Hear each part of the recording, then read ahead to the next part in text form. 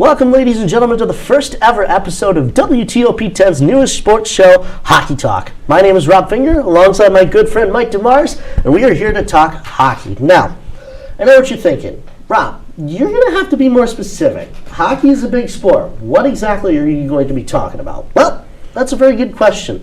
The world of hockey is indeed a big one, and we're going to be covering a few different levels of it as we go on for future episodes of this show. Usually, we'll start off with the hockey that happens right here in Oswego. We'll go over what the men's and women's Division III hockey teams have been up to, show some highlights from each game, and get the reaction of me, Mike, and our other guests that we'll have over the course of the season. Then, after a quick break, we'll zoom out to the world of professional hockey, more specifically the NHL. We'll cover how the teams around us have been playing, teams like the Rangers, Sabres, Islanders, and my personal pick, the Canadiens. Then, after our final break, I want to focus on one player in particular every episode, someone that comes from right here in central New York who's been lighting it up in their league of choice, whether that be the ACHA, some junior teams, or even Section 3 high school hockey. Big names have come from this area. People like Thomas Harley, Dustin Brown, Jimmy Howard, Tim Connolly, all got their start right here in central New York. Then we'll close out the show with what you should be looking out for. Where are the Lakers going next? Are there big rivalry games coming up in the NHL? What games should you as hockey fans be paying attention to?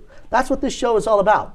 This is a show made for hockey fans, by hockey fans, for hockey fans.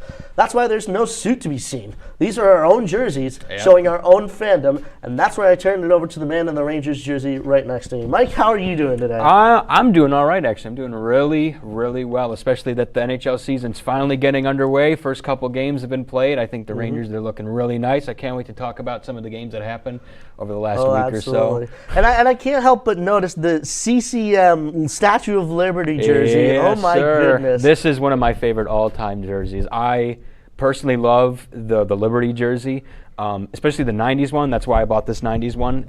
Some of the more modern ones, they're nice, but they don't top this one. Oh, yeah, and especially like the dark blue version of that one as well. Oh, my God. Absolutely iconic. Like, I will admit, the Rangers have had some absolute bangers of jerseys here in the in their history. Oh, definitely. It's been amazing what they've been able to do. So, well, don't go away. The NHL regular season is just getting underway, and there's already been an upset here in Upstate. We've got all the highlights, so keep it here on Hockey Talk. When you look at the number of disasters in the U.S., chances are every area will deal with some kind of emergency in the next decade. And between school, sports, and social lives, chances are you won't be with your kids when it happens. Will they know what to do? Ready.gov/kids has the educational tools and information to make the conversation easy. When the time comes, chances are they'll feel prepared, not scared. So talk with your family today.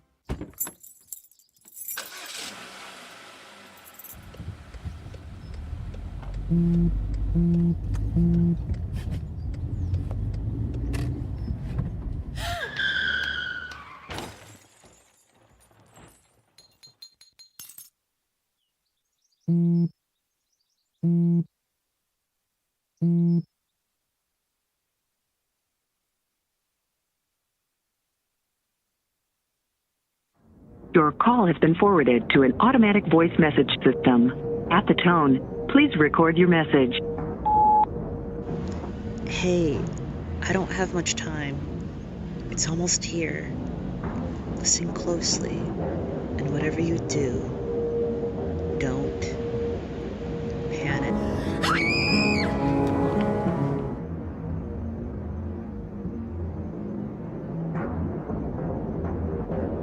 Up to Dobson at the point. The cross-ice pass comes to Breeze, who's going to extend the lead to 3, but the Columbus Blue Jackets, they're not going down without a fight. Puck loose, out in front of net. Welcome back to the best show on WTOP. I'm your host, Miss Meg Trivia, and I'm Donna B. We start things off in the pool as 4 members of the Oswego women's swimming and diving team have earned all SUNY honors. Oh, finally got that old music back. Welcome live inside the El Rogan studio for the newest episode of Sports.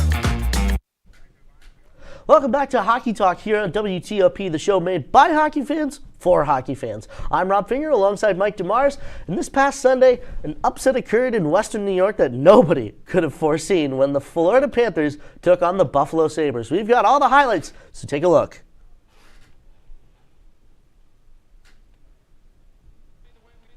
The defending Stanley Cup champions find themselves in Western New York tonight as they take on the Sabres at the KeyBank Center in Buffalo.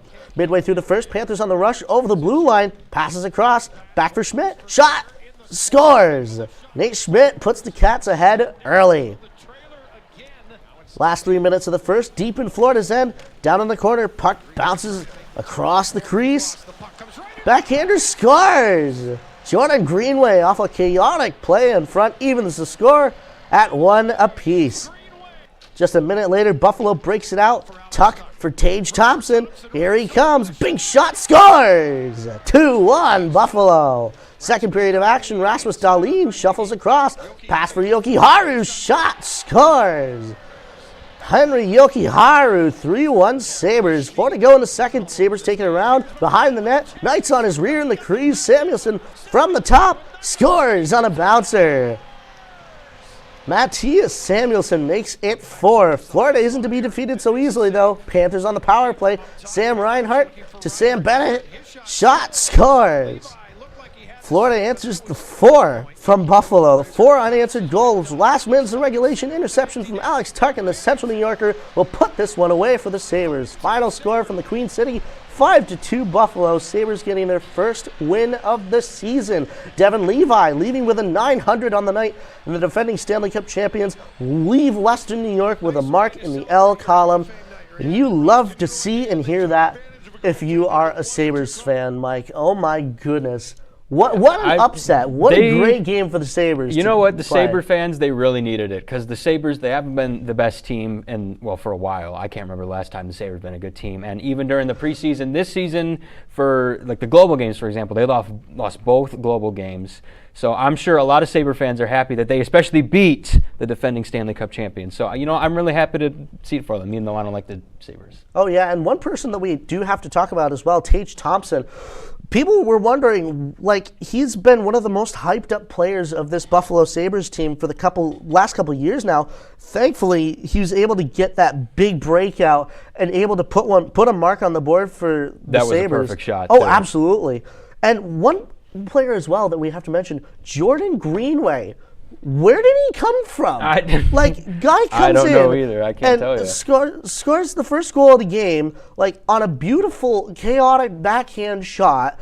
Where does this come from? I think he's either middle six or bottom six. Well, the game's it's all about speed. The game is all about speed, and you love to see players that enhance that speed, and take advantage of it. And the Sabres, they really embodied that. Especially, what was his name? Greenway. Yep, Jordan Greenway. Greenway. Oh my goodness. Greenway. Because obviously somebody to watch going forward, that sort of chaotic play right in front of the net, you go to the net, you might just get a goal, That's how I used to always play. You always got to go to the front of the net. You always got to go there. Yeah, and that's how I used to play when I was playing hockey for a long time. I was somebody who did get into those sort of gritty areas of the offensive zone. I was that guy who's going into the corner, fighting for it. I believe 75% of the goals that I ever got in my career were from me, planting myself in front of the goalie and trying to take his eyes away, different things like that. Obviously, it's a little bit of a different case for Jordan Greenway here. Oh, definitely. But you go to the net, nice little backhand shot, find some twine past Spencer Knight there, and he is able to tie it up for the Sabres, and the Sabres just did not look back because you had Tage Thompson getting that one goal. Oh my goodness. And then Henry Yoki-Haru, what a shot that was. That was beautiful. You're not going to see many shots like that. And that was all the way from the back of the offensive zone, too. So those shots, especially in modern hockey, I feel like you don't see it as much. So it's really impressive to get it from that distance all the way over there. And I don't think there was a crowd in front of him. But still, either way, there's a lot of time for the goalie to look at the shot and react to it and try and make a save. But it bounced off him, didn't it? Yeah. So either way, it's just a really clean shot. Yeah, and then we got to give you credit as well to Rasmus Dahlin, who got the assist on that goal, doing that little bit of a shuffle here and there. Sometimes D's will do that to just go back to trying to confuse the offense and things like that, and it paid dividends for themselves. 5-2 final score for the Sabres here. Now, Monday night was a big night for hockey with many big games, including an original 6 matchup between the New York Rangers and the Detroit Red Wings, with the Rangers looking to bounce back from a 6-5 OT loss to the Utah Hockey Club. We go downstate for all the highlights. Big night for hockey in Madison Square Garden as the Rangers take on the Red Wings in Midtown Manhattan as we go to the middle of the first. Still no score. Blue Shirts rush it in. Brettman with it. Hands to Laffy. Scores! Alexis Lafreniere. What a snipe to the low corner. And the Rangers take an early lead. Last seconds of the first. Detroit wants one. Justin Hall takes it deep. Feeds Dylan Larkin. Scores! Just as the buzzer sounds in the Garden. 1-1 hockey game as we go to the second period. 3 minutes left. Rangers on the power play. Fox, Panarin, Zibanejad. Kreider scores. What a tip in front by Chris Kreider. His third of the year. 2-1 Rangers after 2. Face off in the Wings end. Won by Mika Smith. Walks it. Scores. What a shot by Riley Smith. His first of the year. Mika Zibanejad's second assist of the night. But you know he wants one himself. Last 2 minutes, Captain Trouba long for the Breadman. Empty net, looking for Mika. Finds him, and Mika Zibanejad will put this one out of reach for the Detroit Red Wings. Final score from MSG, 4-1 Rangers on a wonderful night for Igor Shesterkin. 31 saves on 32 shots, earns him third star of the night. Panarin gets second with 3 assists, and Mika Zibanejad gets the first star of the game with a goal and 2 assists. What a wonderful game for your New York Rangers, Mike. I was really happy to see it, and this wasn't in the highlight package that you have, but 4 minutes into the second period, the Rangers, they were on the penalty kill, and the Red Wings, they're coming in hot, and Igor makes a monster glove save, does his usual windmill, and it was so beautiful to see.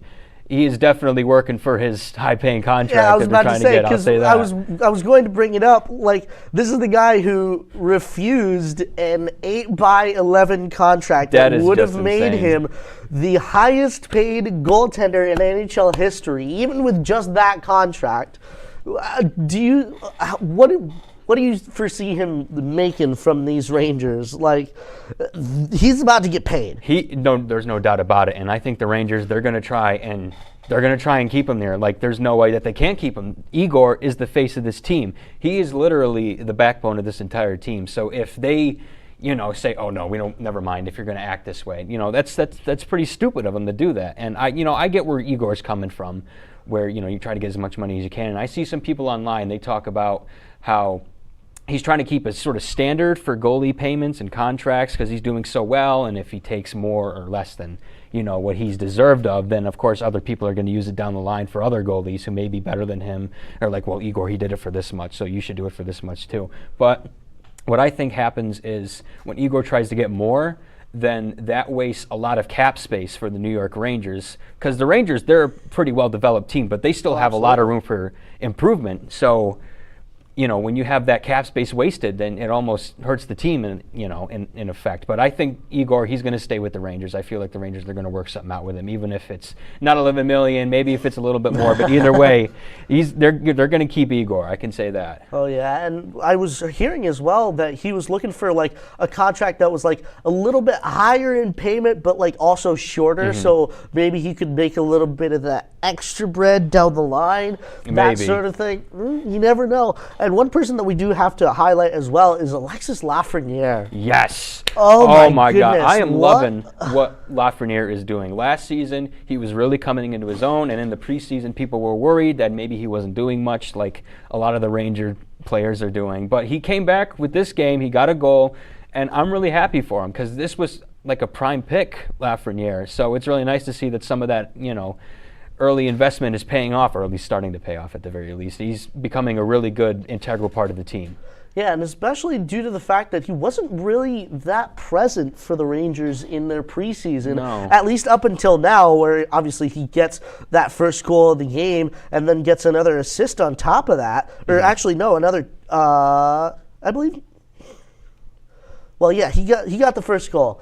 But nonetheless, Alexis Lafreniere, Thank goodness, at least for Rangers fans, that Yep. he's now showing up for this Rangers team. And you guys, you're looking pretty A strong. lot of the big boys, they're showing up. I just wish they would show up in the playoffs instead of regular season. But Yeah, you know, just leaving it to You know. it's just turn. yeah, yeah. Alrighty. Anyways, don't go away, hockey fans. We've got more to come, including a fitting tribute to one of hockey's most exciting players. We'll have that and more when we come back, right here on Hockey Talk.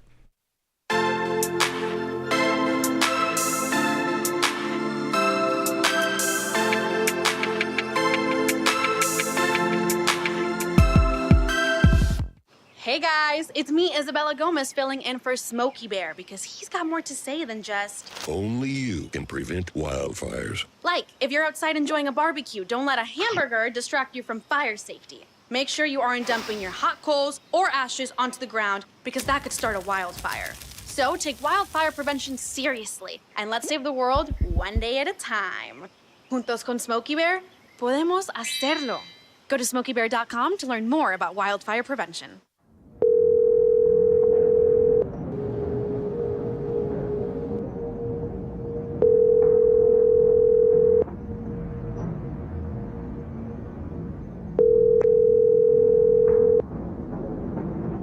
Your call has been forwarded to an automatic voice message system. At the tone, please record your message. When you have finished recording, you may hang up or press 1 for more options. Hey, I don't have much time. It's almost here. Listen closely, and whatever you do, don't panic.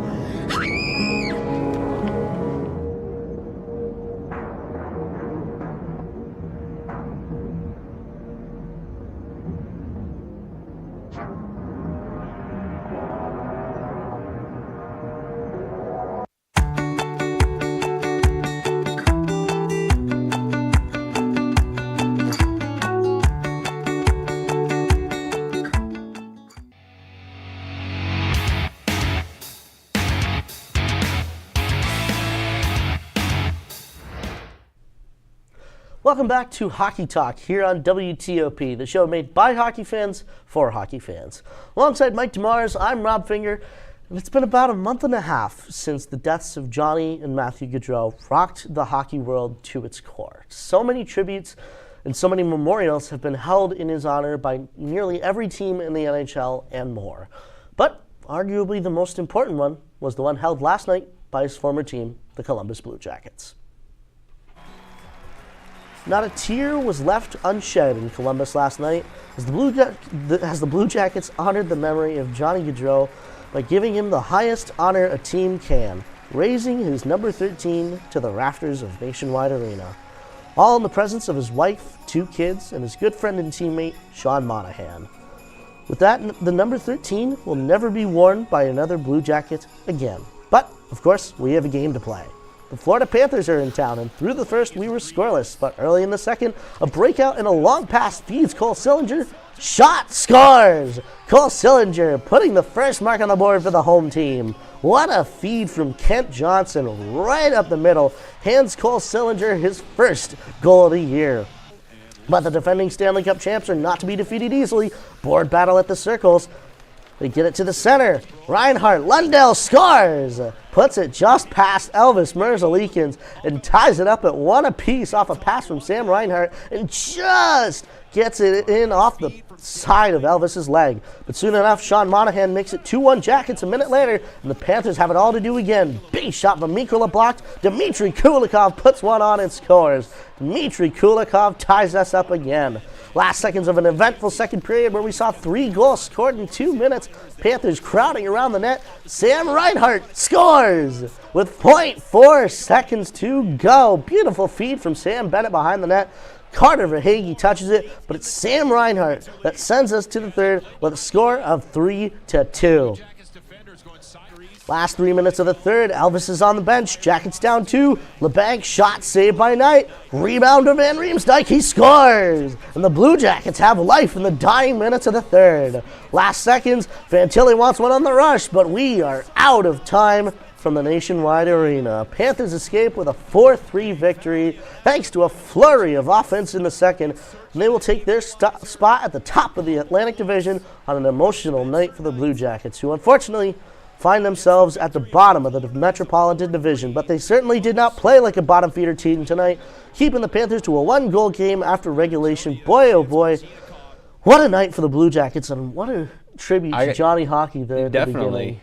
Definitely. You hate to see players, die, especially so young. And absolutely. one thing that I'm reminded of is the Atlanta Thrashers player Dan Snyder. If you remember 2003, he died in that car accident, and his teammate Headley, I think, he got charged. Headley, yes. Yep. So it's sort of a reminder, and like I said, you hate to see it, but I thought the tribute that they did for the game before it actually started was really sweet. Oh, and it was nice. So for those of you who didn't know, what the Blue Jackets did essentially off the face-off was the Blue Jackets started with 5 on the side of the Florida Panthers, 4 on the side of the Columbus Blue Jackets, and the Blue Jackets left that open spot at the left wing for where Johnny Gaudreau would have been standing on any other night if that hadn't happened, with Sean Monahan, his good friend who played with him in Calgary and then had that little stint in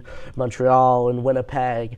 But obviously, Sean Monahan went back to Columbus to play hey, I want to play with Johnny Hockey. I want to play with Johnny Gaudreau. And they left that place open on the left wing in honor of him, and then they dropped the puck and let 13 minutes, oh my goodness, 13 seconds, I should say, go off the clock down to 1947, and it was touching.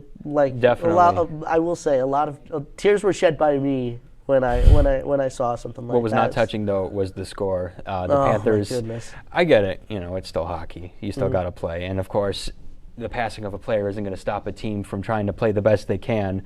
But I would definitely love to see the Blue Jackets win in this, and it's really sad to see, even by what was it, 5-2? I mean, for their own credit, they did get the first goal on the board as well, which I'm sure absolutely lit up. 100%. Nationwide Arena 100%. after this big ceremony where they've honored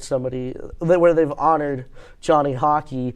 And then for them to score the first goal off of Cole Sillinger, and what a snipe that was! Well, you know what? Even though they lost, that's still a good moment to have. Especially being a Columbus Blue Jacket fan. I mean, and another thing, the Columbus Blue Jackets, I don't really, because they're one of the teams in my head where you don't really think of them as much. It's like maybe the Anaheim Ducks, for example, where they're not as popular. So.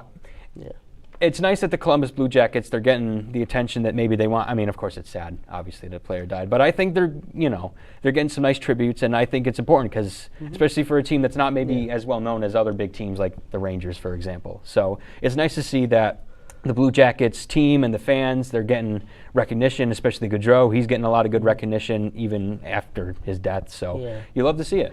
Yeah, and especially for somebody who was so close to him as Sean Monahan getting a goal in this game as well. In honor of Johnny Gaudreau, one of his teammates on Team USA, Cole Caulfield, changed his number from 22 to 13 to honor his legacy. And it seems that the scoring spirit of Johnny Hockey is working his magic, as Montreal's darling has started this season with 4 goals in 3 games. Unfortunately, that scoring streak ended when the Penguins came to town. Le Centre Bell in Montreal, Quebec. Biggest house in hockey tonight. The Penguins are in town, and we'll get things started in earnest. First period, Penguins on the rush. Jesse Puljujärvi circles back, hands it to Lars Eller, who scores. The former Hab puts it past Montembeault, making it 1-0 Pittsburgh in his old barn. Later in the first, Josh Anderson trying to corral it, sends it below the goal line. Bunting kicks it to Malkin. Raquel scores. Raquel makes it 2 for the Penguins.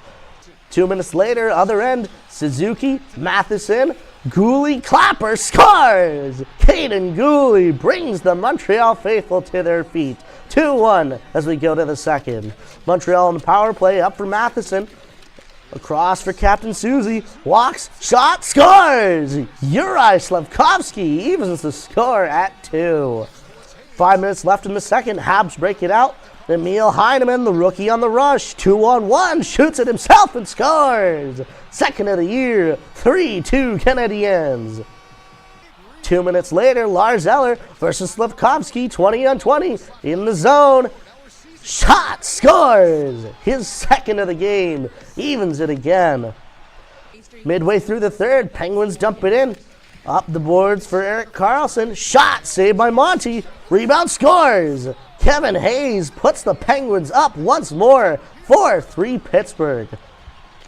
Minutes later, Penguins break free. 3-on-1 into the zone. Grzelcyk to Gino. Drop to Letang. Scores. Chris Letang makes it 5. But Malkin's got 2 assists tonight, but he wants one. Empty net. Chucks it down all the way and in. Evgeny Malkin makes it 499 goals in his career to shut it down here in Montreal. Final score, 6-3 Penguins, with Gino just 1 goal away from joining the 500 goals club, along with his teammate Sidney Crosby, who's nearly 600 himself.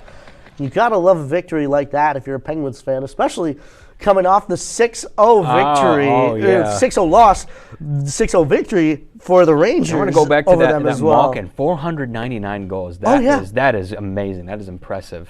I mean, people call it a Gino for a reason these days in terms of hockey slang terms. Just nearly 500 goals because he's been playing with Sidney Crosby for Lord knows how many years anyway at this point. So for him to finally get to that big goal threshold, that 500 goals club that has so many different legends in it, like obviously somebody like Sidney Crosby and Evgeny Malkin, both of them are first ballot Hall of Famers, and both of them honestly should probably go into the Hall at the same time because they've essentially stuck together their entire career anyway. So just a wonderful game if you're a Penguins fan. Not quite as wonderful of a game if you're a Habs fan like me. Of course, I would have liked them to lose because I don't like the Penguins very much. Well, yeah, especially Metro Division, you know. I mean, I don't like anybody in the Metro Division except the Rangers. So. Well, fair enough, you know. I mean, because you've got like all your different rivals in there. You've got the Penguins. I think the Rangers are just a natural rival to everybody in the division. That's what it feels like. Fair enough. I mean, the New York Rangers are also like the quintessential Metro Division team. Pretty you know, much, yeah. Like them, the Capitals, the Flyers, like that whole stretch from New York City to Washington, D.C., all the teams encompassing in there. Yep. But as well, just what a game for the Penguins as well. It's good for their life, for the life within them, for their energy as well. I would argue it's the same case, with the Sabres. They weren't really doing so good, and they got this big win game, and there you go. So that's lunch. As we wrap up here from the WTOP studio, we'll let you know what games to look out for here in the next week. Going on right now is the matchup between the Buffalo Sabres and the Pittsburgh Penguins. Live from PBG Paints Arena, TNT is covering that right now as we speak. The Habs will look to bounce back tomorrow night from their loss to the Penguins as they host the LA Kings in the Bell Center tomorrow night. ESPN Plus has your coverage at 7 p.m. And the Rangers will be back in action Saturday night for another Original Six matchup as they visit the Toronto Maple Leafs at Scotiabank Center. MSG will have you covered at 7. Did I say that right? Scotiabank. It doesn't matter. I mean, hey, nobody cares about the Leafs. Anyways, and Saturday night is the moment you've been waiting for as the Oswego State Lakers will have their preseason opener right here at the Deb as they take on the Kings College Monarchs for their first of 2 preseason games. Coverage will begin at 6:30 right here on WTOP. Are you excited for this season? Pumped. I cannot wait to see what the Lakers do. I'm really hopeful for them.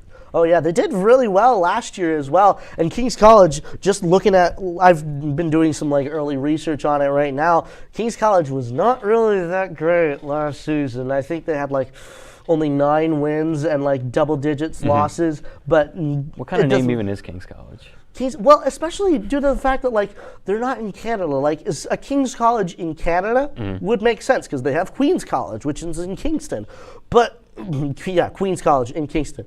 Weird nomenclature. But anyways, like I said, I'm excited for it. I'm going to be on the call for the women's game, and I'm going to be on the call for the men's game for WNYO. So we'll be doing all of that. Oh, you here know it. this You know weekend. it. Oh, yeah.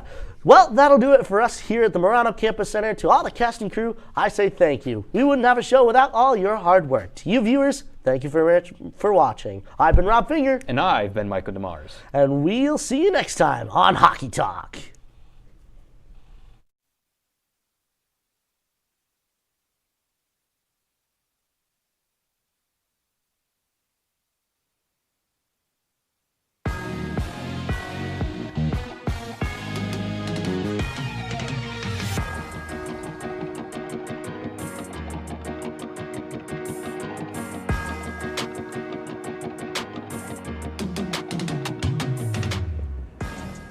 And here we are. And here we are. Happy May 1st, everybody, from the shores of Lake Ontario. And welcome on in to the pilot episode of the DK Experience. Now, for those of you who tuned in on Sunday, you saw the Kenny and Kyle Experience. Yeah. And we said we'll see you next semester. Well, I'm a liar. We're going to see you right now because here we are. The DK Experience is live and into it. So we're going to move on. I know in my little rundown we have here, you're supposed to intro yourself first, but I'll go first because I'm selfish and I love to go that's first. fine, dude. So, who am I? So I'm Kenny Gerard. I'm a sophomore here at SUNY Oswego. I have been in TOP since my freshman year. I'm going to be the next general manager of the club. I'm also the vice president of flag football. A big avid Rangers fan. Whoop, wrong side. Go Rags. And thanks for spelling my name wrong. Yeah, a big Giants fan, Yankees and Cleveland Cavaliers fan, a big avid sports guy. I've commentated a lot of hockey games here. This will now technically be my second OP. Since we have our pilot episode. And this might be history here, Dylan, to be the fastest show to ever be conceived, started, wrote, and on air in the history of this club. Half an hour. We did not know about half hour before us we're going to be on air, but here we are, and we're on air, and we're happy. So, Dylan, I'm going to pass the torch over to you. Intro yourself to people at home. All right, yeah.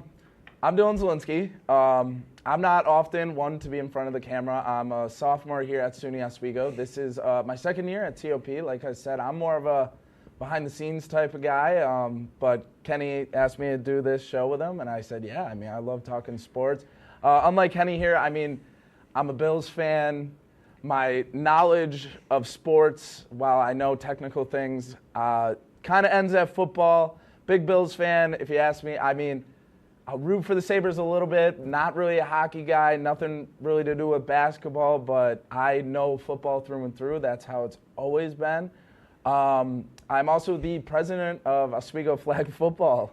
Let's go, baby. Also the starting quarterback for Team Gold, and actually, it's a great transition. Yeah, great transition. So we're going to get into our first ever segment here at the DK Experience. We're going to talk about Oswego State Flag Football. Love it.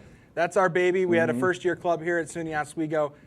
Never existed until this year, until Dylan had a random, what was it, Tuesday morning idea? Tuesday morning idea. That's what I tell everybody. Tuesday morning idea, and has now flourished into a wonderfully great program that has done great things. The club went to Rochester Institute of Technology a couple weeks ago, and they tied their Team 1, who won the regional championship, 12 to 12. We can thank the refs for that. We can thank the refs for that. Lots of speculation on the DK Experience. As well as that, we had a great going. I mean, even our quote-unquote second team, Team Green, excellent showing. We had our formal this past weekend. It's been an excellent club at Oswego. I'm very glad to be the vice president and hope to continue to be, and I imagine it's the same for you. Oh, yeah, man. I love it. Like I said, random Tuesday idea came into my head, pitched it to a few of the buddies that were here with me last semester, and they were like, dude, go for it. And I ran with it, pitched it to Essay. They approved it, things like that. And, man, it's just been awesome. I know I've said this spiel so many times. I just got done saying it in my speech to the crew. Hall of Famer. Yeah, first inducted Hall of Fame for the Oswego Flag Football team. So that was awesome. The team surprised me with a jacket and a poster and stuff like that, and inducted me into the Hall of Fame. So that was a big surprise. But yeah, I mean, like I said, other than doing my presidential roles, I also play quarterback for Team Gold. That's a lot of fun. Love playing quarterback. It's the position that I'm just absolutely in love with. And yeah, it's a lot of fun. RIT, like I said, if they didn't have the refs be on their side, we would have won. But hey, who am I to say anything? I'm just a quarterback, so. He's just a quarterback, man. Just the quarterback. It's a great club, and I love coaching those guys, and it's been a great experience for all of us, and I'm very happy to be a part of it. But we're also, a big part join. of TOP. Yeah, and join too. Join. But moving on from flag football, let's get into some real football. It's time to talk about how Flag football's not real football. it's close enough. It's in the Olympics, so I mean, there's that. Hey, we got her. Close enough. We're going to talk about how the Buffalo Bills did in their past draft. For a lot of people who watch, they know the Buffalo Bills traded out of the first round and gave Xavier Worthy to the Kansas City Chiefs, some say the second coming of Tyreek Hill. So, Dylan, I'm going to ask you, how do you feel about the Buffalo Bills draft? Because I still think they got an A- at least. Oh, boy. I love my Buffalo Bills, baby. And I would just like to say, we did not trade Xavier Woods to the Chiefs. We traded our pick to whatever it is. We traded our pick to the Chiefs. Whoever they were going to take, I don't think he's going to be that good. He doesn't have the best of hands. Yes, he may be fast, but speed isn't everything in the NFL. Yeah, I think the Bills did great. I love Keenan Coleman. I love trading out of the first. I love getting the draft capital for future years. We didn't get much out of the Diggs trade and things like that, but now we're talking, I think I looked at it the other day, we have 3 or 4 second-round picks next year alone. That, an extension of the first, is a lot of good and quality players. So, I mean, I think they did good. There's a few young guys that are going to be coming up, and yeah, as long as you got 17 in the backfield, you're going to be fine. So I guess now it's my turn to talk about the other team that wears the blue and the red in New York, and it's going to be the New York Giants or New Jersey, according to this guy. New Jersey Giants. Anyway, nah. So I'm really just going to kind of harp on the first round, obviously. They were the first team to take a safety off the board in the second round. I think it's a good pick to pick we lost our safety to the Green Bay Packers, so I'm okay with that. But in the first round, a very good one. Yeah, it's kind of upsetting. Anyway, so going with Neighbors, I'm very happy with that. I think that was a good pick for the Giants. They could have went J.J. McCarthy. I think the Giants can't really afford to take a quarterback that they don't know has a future for sure. So taking another gamble on a quarterback when you have a gambling quarterback is just not a good idea. So I say you give Daniel Jones in his last year of guaranteed money for the New York Giants. He gets one more shot. He's got Neighbors. He's got weapons. He's got Waller if he comes back healthy. He's got guys around him. He has a decent O-line now. The defense is not bad either. It's a mid team, to just be completely honest. And other than the major loss to Saquon, this may be the best New York Giants team Daniel Jones has ever had in his entire career. I can't think of one better than this team right now. So let's talk about some other really good teams. We're going to take a look to the blast of the past for Dylan Zielinski and his Alden Bulldogs, his high school team that he played quarterback for. And, well, Dylan, this is all you. Take it away about the Alden Bulldogs. I love that team. It taught me the love of football. It taught me how to be a man, taught me how to play football, taught me how to play quarterback. I can't thank it enough. While we may not have been the best team out there at any means, I loved them. I appreciated that one win my senior season. It was a ride. I love those boys. I still talk to them for the most part every single day. The memories that I have from that team, I will never be able to pass up. It was a ride. It was the time of my life. Well, I guess we can move on from the Alden Bulldogs now over to the Mahonison Warriors. We have a few Warriors here. Oh, boy. What a team, man. I was captain my junior year before I blew my ACL out at Columbia. I still hate their turf, by the way. I had one of those captain things a few times, too. It's pretty nice. Yeah, it's a nice experience. Yeah, I had a good time there. I played some good football, and we had one of the best seasons our junior year. We played in that COVID season, and we ended up going 4-3, which was the best record we had in like 13 years. Congrats, up to that you point. had a winning season. So Kenny. a winning season is... You won more than one game. That's a brag. I guess for our two we don't all get that. No. We don't all get that. Some of us have like scoliosis and things from football. You got 4 wins. I got 1, all right? I probably only had 4 all 4 years of high school. So love the boys, but I love my boys. I miss that football team. Some of them great. I think Jake DeGear, one of my friends, great wrestler, top 5 in national rankings for D3 wrestling, absolute dog. I gotta love those fellas. But moving on from the high school football, we're gonna move on to the gridiron of the professional league one more time. We're gonna take our way too early Super Bowl predictions. Dylan, you have 20 seconds. You're on the clock now. All right, so I obviously, with the AFC champions this year, baby, will be the Buffalo Bills, the young buck. Keenan Coleman, he's going to carry us there. Josh Allen is finally going to get that hump off the back. The defense is young. We're going to the bowl. And who will we be facing? The Los Angeles Rams. That's what I got. Buffalo Bills versus the LA Rams, and we're going to beat them. Okay. It's definitely not the Giants. I'll put my 2 cents in here. Everybody's going to hate this answer. I'm going to say the Kansas City Chiefs make it back again. I hate it. I hate them. But they're going to get in. And coming out of the NFC, it's going to be the worst Super Bowl of all time. And I'm going to hate it and not even watch it when the Dallas Cowboys make it in to the Super Bowl. I see Mike Necker's back there likes that take. I hate this pick, but that's my early call. But you know what? I'm done talking about football for a bit. We're going to go to a quick break. But when we come back, we're going to talk about the Immaculate Grid for the day. Stick around for the DK experience right here on WTOP-10. That was awful. It wasn't that bad.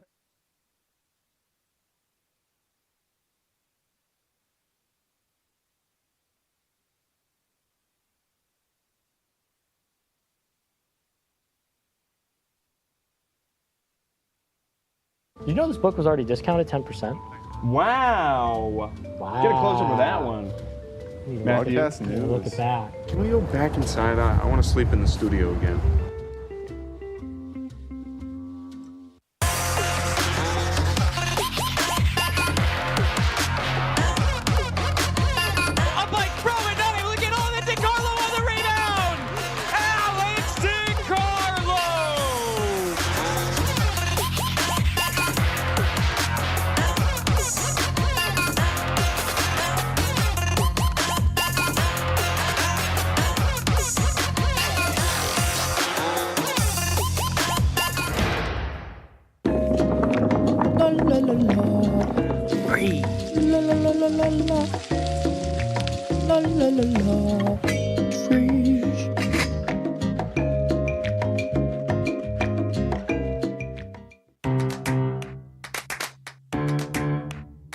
We'll deep dive into our feelings in our Real Talk segment. Stay tuned because it's about to get real.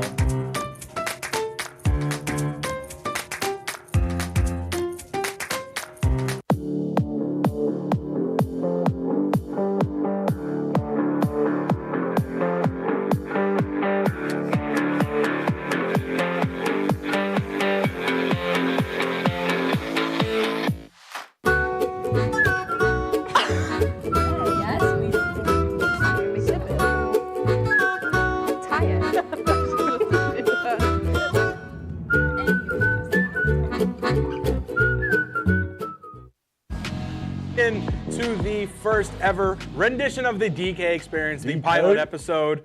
We want to welcome you back in here at WTOP-10. I am Kenny Gerard, coincided by my friend, partner, quarterback, and guy who makes fun of me a lot, Dylan Zielinski.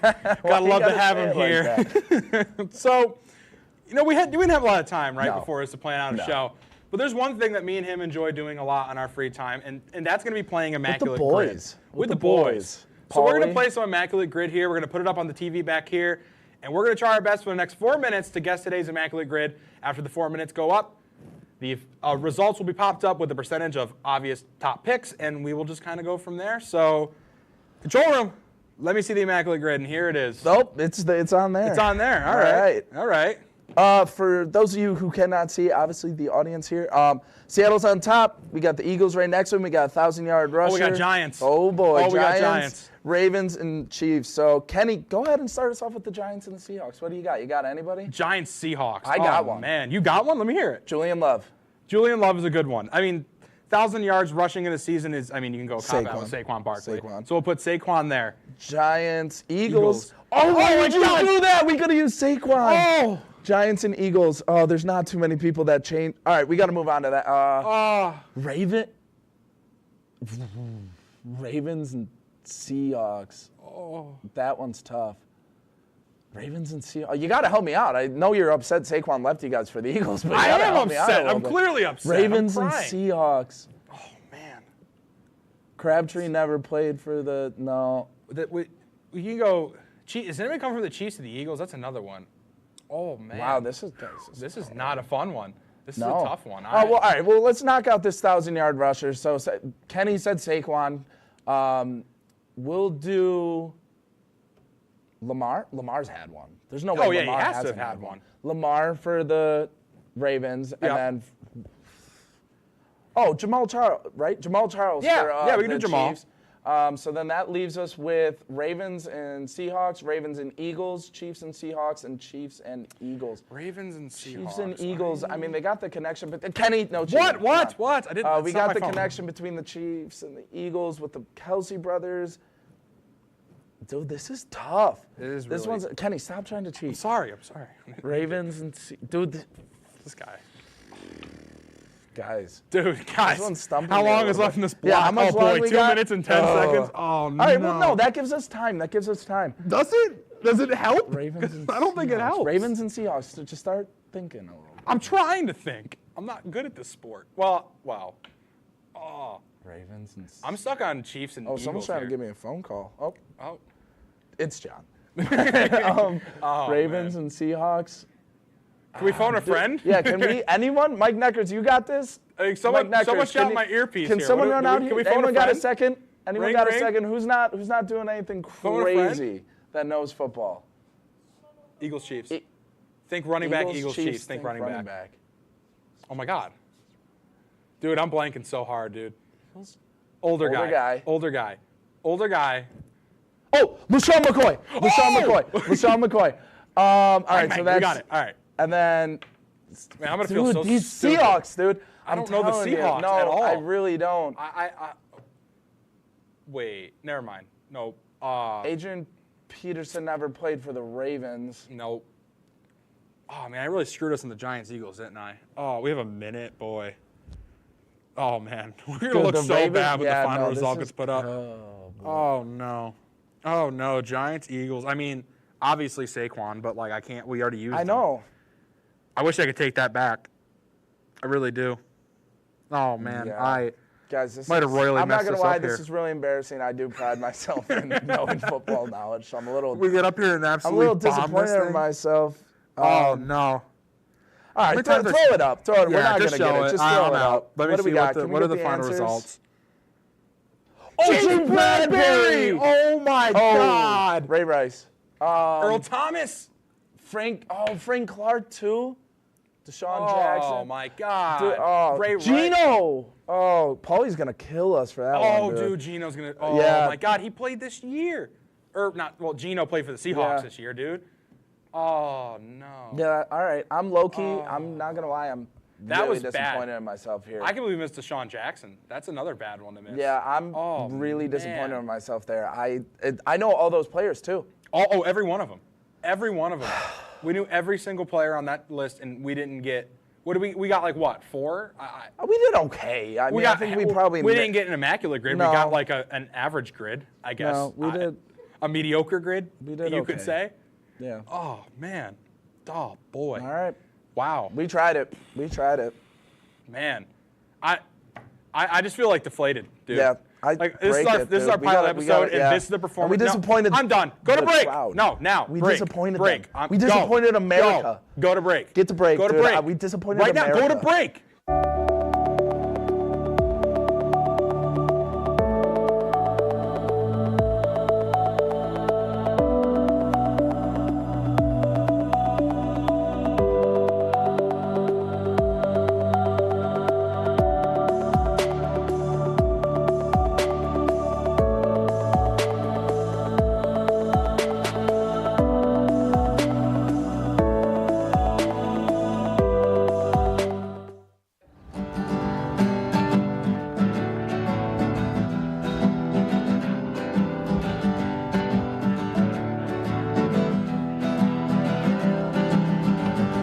We're here for you, we're here for you. This is your channel too.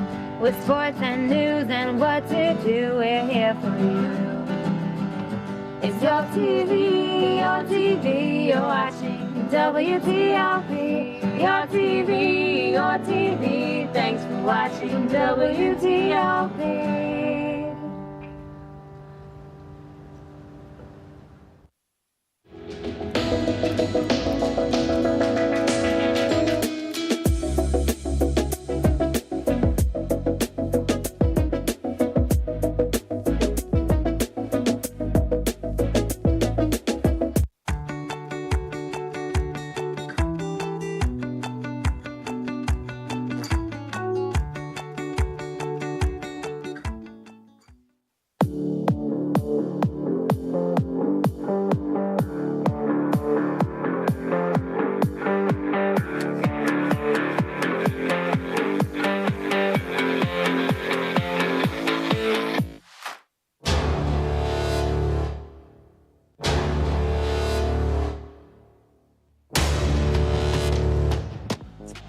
welcome back on into the DK Experience, the pilot episode, the very first one, the quickest and fastest put on air show in WTOP-10 history. I'm Kenny Gerard, and that's Dylan Zielinski. Two guys who just got absolutely embarrassed on the Immaculate Grid. I'm that really was not good. I checked my texts, and Paulie, one of our good buddies, he was just ripping us apart. He knew everybody. Big Paulie, Seahawks guy. if you're watching this still, I'm sorry we embarrassed you. That was bad. I'm embarrassed. That was bad. But speaking of embarrassments, we're going to talk about 2 truths and 1 lie for everybody at home to get to know us just a little bit better. And Dylan, I don't think either of us have thought of them yet, so I'm going to let you go here. Give me your 2 truths and a lie, and I'm going to tell you what you're lying about. Okay. My senior superlative was, whatever it was, Alden High School's Troy Bolton. Truth. That's absolutely a truth. I got to finish them.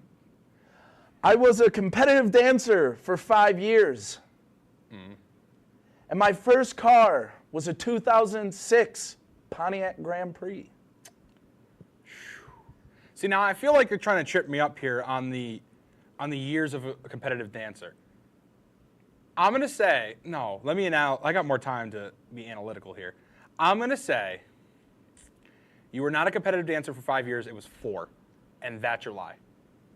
Lock it in. Nope. My lie was that my senior superlative was I was Alden High School's Troy Bolton. Really? That is the lie. I was so set on that. Nope. What was it? Did you get one? I did. I got a few. I got like most school spirit, just like a bunch of stuff. I would have to really check the yearbook to see what specific ones, but no. It had nothing to do with Troy Bolton, but the dancing thing, that is true. And then, yeah, my first car was my 2006 Pontiac Grand Prix. Jasmine, I love her. I miss her. But, yeah, she was the best. All right, well, I guess it makes it my turn. My 2 truths and a lie. In high school, my senior superlative was most likely to be most successful.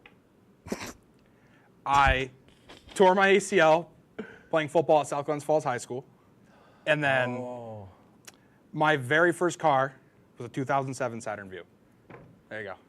All right, this is going to be tough because I know you tore the ACL. Yep. I don't know what high school you did it at. I know you have the Saturn. What was the first one? I was voted most likely to be successful. I know you want to pick that one. Oh, wow, look at this. First call. I'm going to go with the ACL one because I feel like the high school, you said it, and it's not. I did say it earlier. School. Yeah, but I did it's say it not earlier. At that high school. Are you sure? I'm positive. I'm locking it in. I'm giving you a second chance here. Okay, you sure? well then I'm sticking with it. Sir? You were correct. Oh yeah, it was, Columbia High School. Columbia High School, and I did get voted to be most successful. I don't know why. I said I was going to live in a cardboard box. I don't either. But that's going to do it for our third block of the day. But when we come back, we're going to see a Kenny and Kyle Experience Classic that's now going to become a DK Experience Classic. Cooking or crazy? Stick around right here on WTOP-10.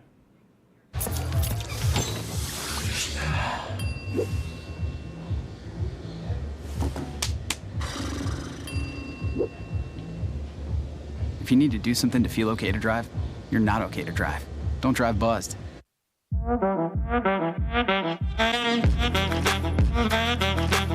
Shine on that black. Look at the bling. Do we got a diamond tester on? Yeah, that's getting bad. Yep. 10 out of 10 recommend on Yelp.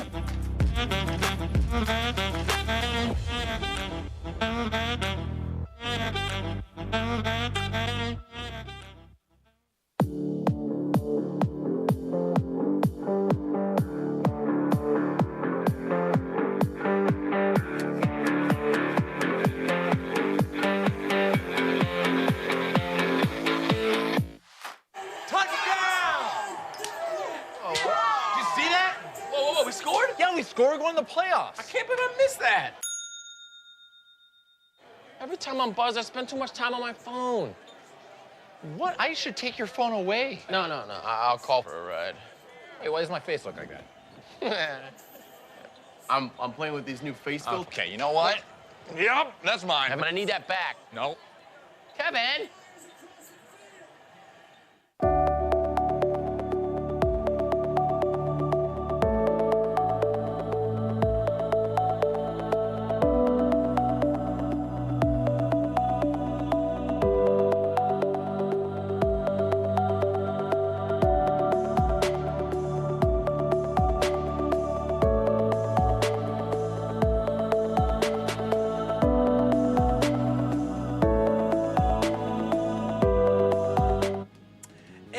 welcome back into the DK experience where the DK was not ready to go on air. It's been a show. It's first live experience, baby. Welcome back in. I'm Kenny Gerard. That's Dylan Zielinski.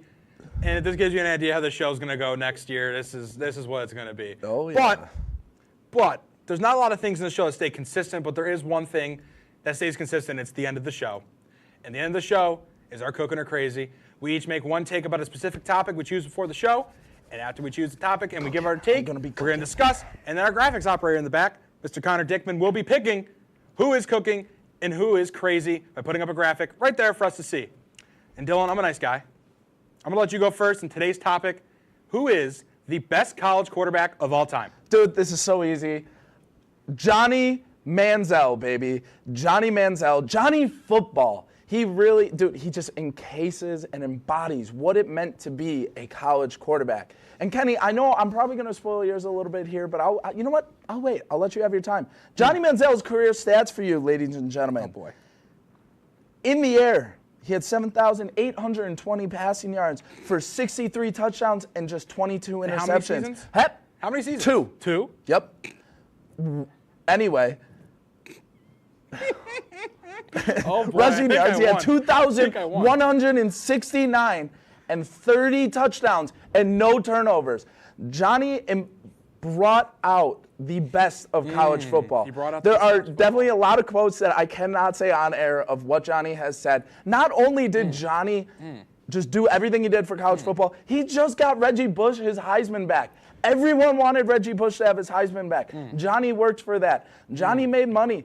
Johnny made the NCAA money. He made Texas A&M. Yeah. He made Texas A&M. Cool. So with that being said, do you and the folks at home can see this thing too? Do you guys know what that is? And write my hand. Do you know what that is, Dylan? I'm ready for this. No, go ahead. It's called the ring. I'm ready for this. It's called a championship. You know what? He doesn't have one of those. But you know who does have one? The guy red shirt at Ohio State. He's now it was an LSU Tiger, and now he's Cincinnati Bengal, who went to the Super Bowl, by the way. And it's Joey B. Burrow, the greatest college quarterback of all time. Let me tell you his stats in one season only. He said 7,000 yards in 2 seasons.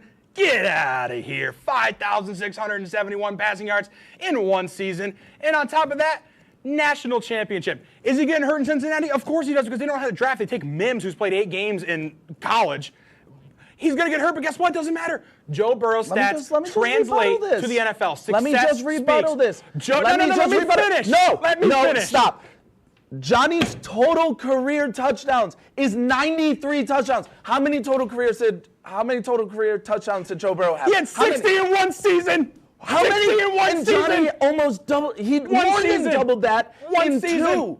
Johnny, it doesn't matter. It does not matter. These Johnny talk, Connor. Football. These it's talk. Johnny Football. Do we call him Joey Football? No, we call him Joe D. Burrow, Super Bowl going to quarterback football, and national champion in college football. Johnny Football doesn't matter. He doesn't have one of these. He doesn't have one of these. No one likes Joe. Connor, so bad. Connor, decide it. Yep, decide it.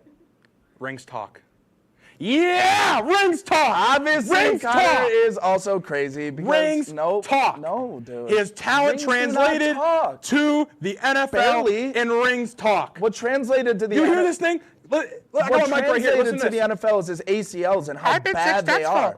And these mean success. All right, and when I have this, no, that we're means done. I'm a winner. I'm going to be more Johnny prepared next Manziel, year. that guy, he's a Connor loser. He didn't get anywhere in the NFL. Okay, who Johnny cares about Manziel the is NFL? okay. No, that's no. The argument was college quarterback, not NFL. My talent translates. I'm just saying, dude, he's the greatest quarterback in college football history. No, but you brought the NFL into it. You brought the NFL into it. Of course I did. Where do players go after? What's the whole point? The argument was college. Let's stop. Before we close this, the college argument is the fact that his talent's translated to the NFL. And that's the whole point of college football. Johnny was sick. And you gotta love it. All right. And you know what? We can shake hands. Let's be gentlemen. All right. Great first Coconut Crazy. Thank you, everybody, for tuning in to the first ever DK experience. It's been a ride for episode number 1, and we are so excited to see you guys next semester. Thank you for tuning in to WTOP-10 Senior Week, 1 of 2. Stick around for plenty more shows this week. Wait, we got to do this for John before we wrap this up. The last thought. Thank you for joining us, everybody at home. Have a good night, and oh boy! Take the bump cam. There we go.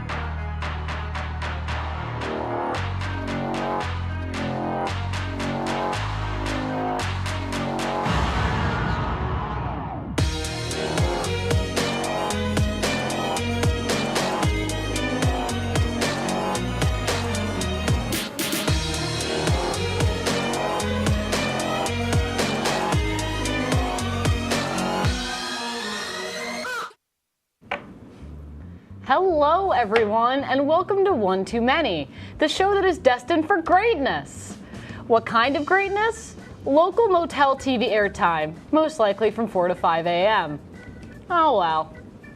I'm today's host, Raina, and I'm here with rejected SNL cast members, Miss Patsy McFeely and Mrs. Jake McVeigh. Today, like every day, these two will be competing for my approval, and maybe, if they're lucky, my respect. Please. They're not that lucky. Please. Yeah. All right. I need it. Anyways, what do you guys think you have what it takes today? Please tell me in a timely manner. I'm wearing a hat, so I think that should answer everything you need to know. I've never been more afraid in my life. I need to make this beautiful woman laugh. Most can't. Can't see me. That's a little hint about what is, to come today. So with that court-mandated small talk out of the way, allow me to lay down the ground rules for our show. Today's topic for the debate is make me laugh, not smile. I always smile. Make me laugh. You have such a beautiful smile. Oh, thank you. It's 6 years of braces that does it for me. I'm not gonna butter up to you. And we'll see where that gets. That's not me buttering up. That's just me, Yeah, everybody likes giving compliments until it's time to loan you $5. The contestants will perform a prepared court jester act and attempt to make me laugh, chuckle, or even just like one of those strong exhales through the nose, like the. I can't do chortle? that. I can't do that very well. I have a deviated I think that's septum. a chortle. I think it's a chortle with a T. Oh, maybe chortle. Chortle sounds like. I always called it a. Oh, that's what it's called. A chortle. Yeah. I will judge whoever's argument is best. But best is just an arbitrary term that only I know the qualifications for. The winner of today's episode will get to push me out of this chair, break my arm, and become the host for the next episode. Before we begin, I'm a man of tradition. I'm a man of value. And most of all, I'm a man who loves her mama. It's time to say hi to Mom. Hi, Mom. Hi, Mom. Hi, Mom. How's it going? Please, Patsy, say hello to Mom. Maureen, there's a fly in this studio. There's a fly in this studio, and I don't know what to do. You know how I feel about bugs. I don't like them. I have an immense fear of bugs. Please, actually, I shouldn't have said that. I should never admit fears on TV. But I really don't like bugs, and I can't stand it. So if I start freaking out, I'm looking at the fly right now, actually. If I start running and screaming out of the studio, it's because the fly landed on me. Will you jump up on the table and grab it's your a warning. skirt and go, eek, eek? If I was wearing a skirt, I would. A mouse! Eek. Oh my God! Yeah, that would be I ideal. thought I saw it. No, it is. There might be two of them actually. I'm a little concerned. Stop but it. Anyway, They are breeding. I gotta say hi to my mom now. Mom, I got some bad news. My application at PetSmart just got rejected. They called me up before the show, and they were like, "So real? you're interested in summer work?" And I was like, "Yeah, I'm a college student, so I'm only really around during the summertime." And they were like, "All right, well, we're not really offering any seasonal hiring opportunities right now." And they were like, "Well, we wish you luck in your endeavors." I was like, "All right." And I hung up the phone, and I was, well. Because this is Jake's computer, and when I was working on it, I see PetSmart is calling, and I went, "Why is PetSmart calling?" Yeah, that's who called you when you stepped out? Yeah, I applied for a job at PetSmart. Oh, this and is they rejected real. Me right before No, the this show. is- No, yeah, this this is is real. real. I actually applied for my mom, and I didn't text my mom about this. She's finding out when she watches this show. You are witnessing failure. that I got rejected from PetSmart. They're not hiring for the summer. If it helps, what I was going to say to my mom was that my LinkedIn sent me an email yesterday that said, "We have a perfect job opportunity for you," and it was to work at a Foot Locker in the Bronx.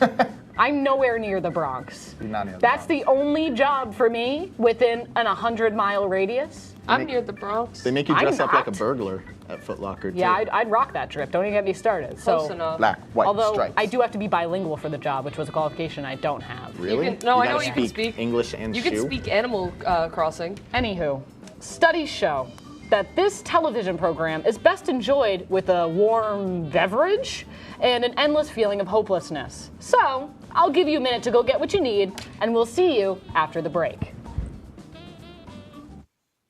Would you like to try snacks from faraway lands? Or snacks with bizarre flavors? How about snacks in new ways? Or snacks you've never tried before?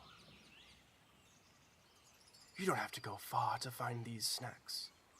They can all be found here at Snacks on West First Street.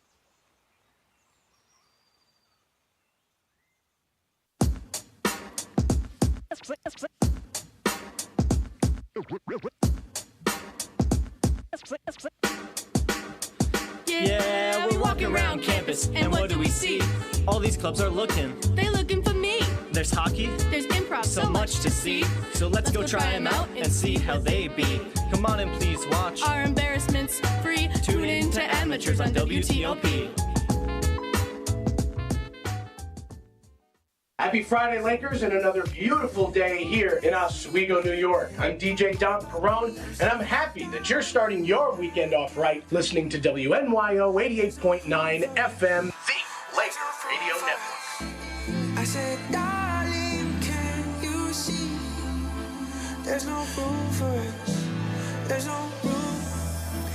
Now our lives are tainted. Promises keep slipping. And I always knew it wasn't you. It wasn't you. Now our lives are tainted. Promises keep slipping. And I always knew it wasn't you. It wasn't you. Hey guys. Not prepared. Good to see you. Lose points. I'm prepared. It's good to see you. Look at that. Not you. You're looking rough, but you. Okay. It's good to see you. You're looking better than ever. But now, let's get down to business. I will be distributing and later tallying points for both arguments tonight based off my own sick, twisted agenda. If you're funny, you'll get a point. Maybe. Or maybe I'll take away 30. I'll explain later. Anyways, tonight we have a twist. You will not be making me laugh. No. Instead, you'll be making this stranger laugh, who frankly doesn't know or care about either of you. Please come and take a seat. This is one of my closest friends who defies introduction. I asked sorry, wait, let me scooch and give her over a for place you. at the table. Jesus, Patty. Thank I'm you. sorry, Patsy. She doesn't really care about either of you, and she will also be reviewing her slime collection when she feels like it. So, while you continue Do you need, both your arguments, any help with your mic? Please be mindful It's for a that. little bit dangly. Here, I'll help. Thank you, Raina. Anytime, buddy. Guys, this is Emma. Hey. This is my Emma. I introduce her. Sorry, I'm sorry. This is my dear friend Emma, who is marked and mic'd and ready. So, with that being said and addressed, Patsy, you have the floor. Well, so mine were kind of targeted towards Raina. So, Hole. This is a slideshow of things that Raina likes. It's a lot of cats. So, if you could pay it, what is that? It's Jiggly cereal milk from Parakeet Slimes. She's New York local. She lives by me and my girlfriend, and I only buy slime from New Yorkers. So Does it smell like cereal and milk? New York strong. It does have a Jake, you smell can have to it. one. I can smell I would it. ask that you stay focused on this competition-based Switch show. with me. Okay. That one's the better one. Okay. So here's one cat, and now I'm gonna move to the next cat. If you're ready. Okay. Yeah. Just keep going. You're not going Is that off Pinterest? Or? Yeah. Okay, that's not even. No, it's a cat. Is that appropriate for I'm air? seeing a lip quiver. So these are all of Raina's previous usernames that I believe your mom said all of these things. And each time that her mom messed up, she changed it. So these are all the former usernames. How about you read them? That's actually unfortunate to put my illiterate friend on blast. Please continue. I'm dyslexic. So there's Madam Musket, Medium Muskrat, Maximum Edgy, Maximum Diggity, Maximum Spookity. I don't know why she. Maximum Diggity twice. Ian's username, Hardly Any Diggity. When I was in 7th grade, this was hilarious. Wiggity Wiggity Diggity, Wiggity Wiggity Wiki How, Wiggity Wiggity Spooky Whack. Emma, I used to wear fedoras. Wiggity Wiggity Wackety Whack, Wiggity Wow the Traveler, Wiggity Wow Okay Then. I went to Florida for that travel, just so we're clear as to where the Family the, trip. The traveler Family trip. was. It was a I family think trip. I heard a nose exhale there. G okay then, Wow okay then, Spooky okay then, Well okay then. Okay. Sky.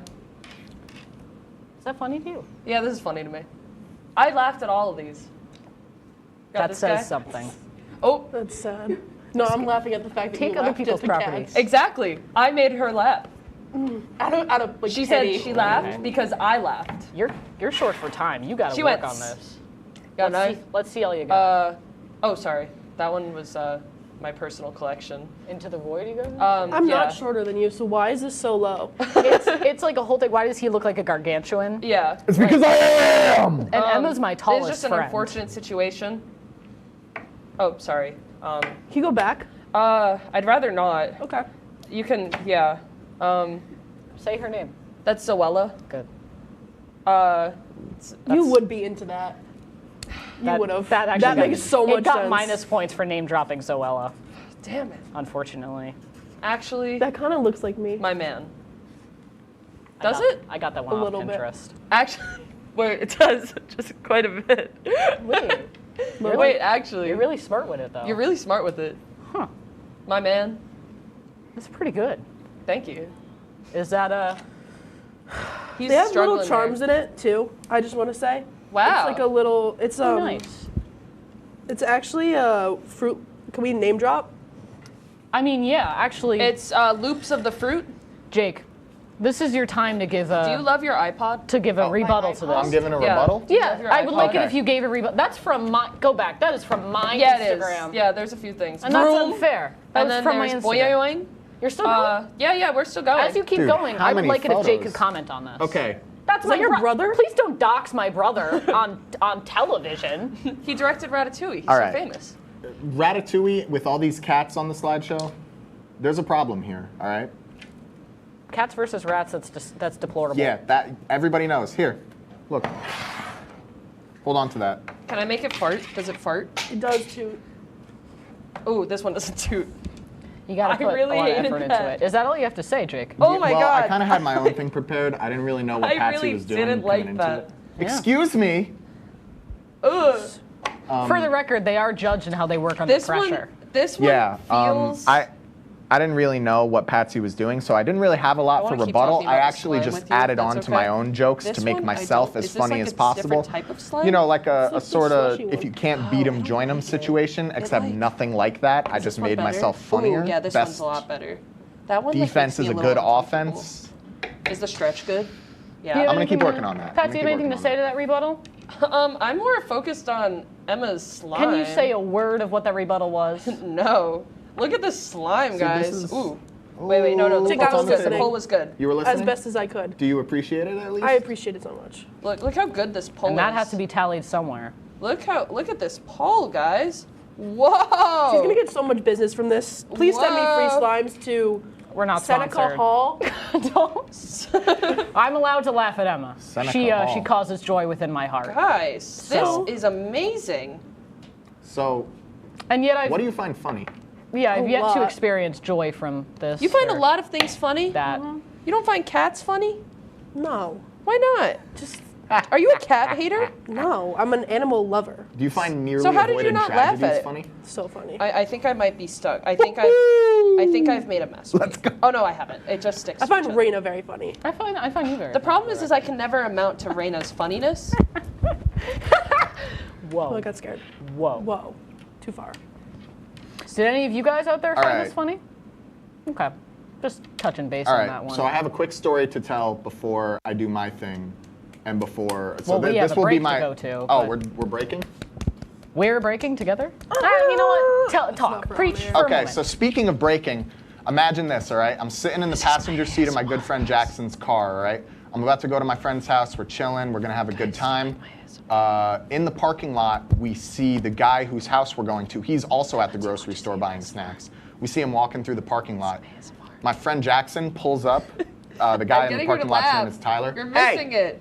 She's Hey. laughing. But at I'm what smiling expense? out of pity because I'm trying to listen to Jake. Okay, listen up. Focus up. Okay. I've been focused. So Jackson is driving the car and he sees Tyler standing a couple feet in front of him. He was a good distance away. They decide that they're going to play a little game of chicken, all right? Jackson is going to drive his car at probably like 15, 20 miles an hour right at Tyler. And Tyler is not going to move, assuming that Jackson is going to hit the brakes. The brakes were hit, but not by Jackson. The only reason that I was not an accessory to a vehicular murder is the fact that Jackson's car had those sensors that auto brake. So he came flying at my boy Tyler in the parking lot, and the only reason he didn't, boom, is because of the auto brake. It was scary. I'm not gonna lie to you, it was scary. We got so close to him, and then all of a sudden it was just like, boom. With that fear out of the way, I gotta tally some points. Okay. But I'm taking that into account. Yeah, take it into account. Nearly avoided tragedies. Patsy, I gave you initial 10 points for preparation. I gave you -5 for staying focused. If you're opening a Google Doc, I know they can't see you. We have bright lights. Yeah, we do have some bright lights. But I admire your attempt. So I gave you +2 for the cats. I gave you -5 for the use of doxing my brother on Instagram, and also minus Zoella points, which I've decided is 5. So your total today is 35. And that is what we'll be basing this against. Now, before things get too crazy, let's take a break to run off the energy. Everyone, do a lap, and I'll see you in a few minutes.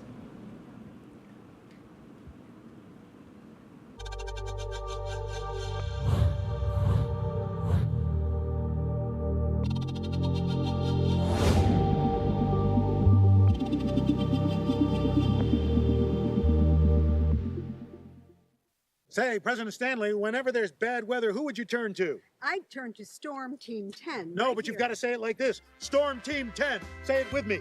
Storm Team 10.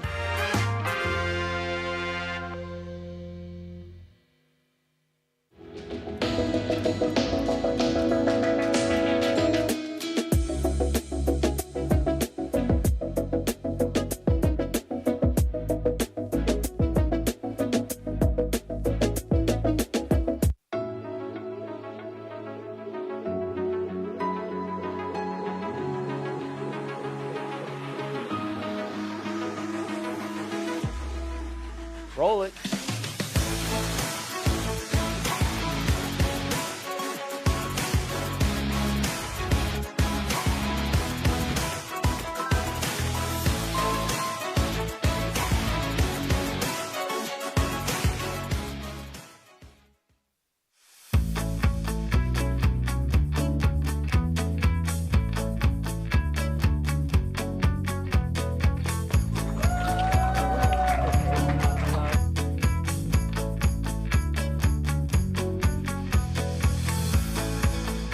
Jill told me it was Kitty from Glee. Yeah, what is it? It's Al Roker.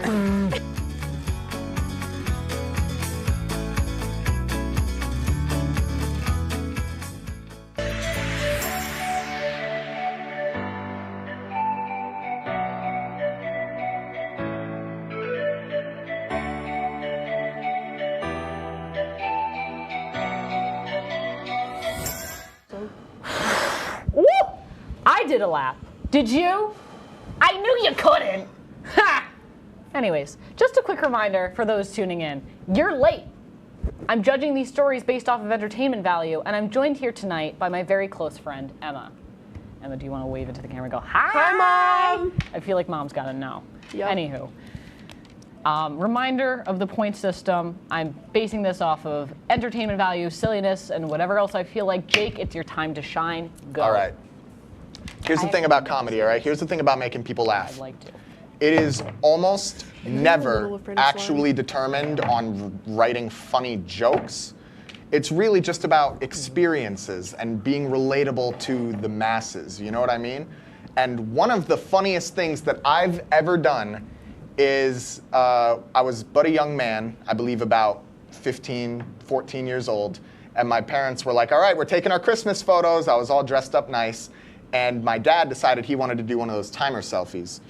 And at the very last moment, you can put up the picture now, I turned around at the very last second. Oh, so we got this legendary Christmas photo. From left to right is my dad, my mom, my little sister Katie, and my little brother Luke. You can see my dad is trying to smile and yell at me at the same time because, of course, he didn't want me turning around You look like your during dad. the Christmas photo. And I can see that you are not laughing or even slightly entertained. No. I got yelled at so hard for this, but I want to hear you, buddy. I think I also have some other good stories. There is a scarecrow living in Jake? my home. Yeah?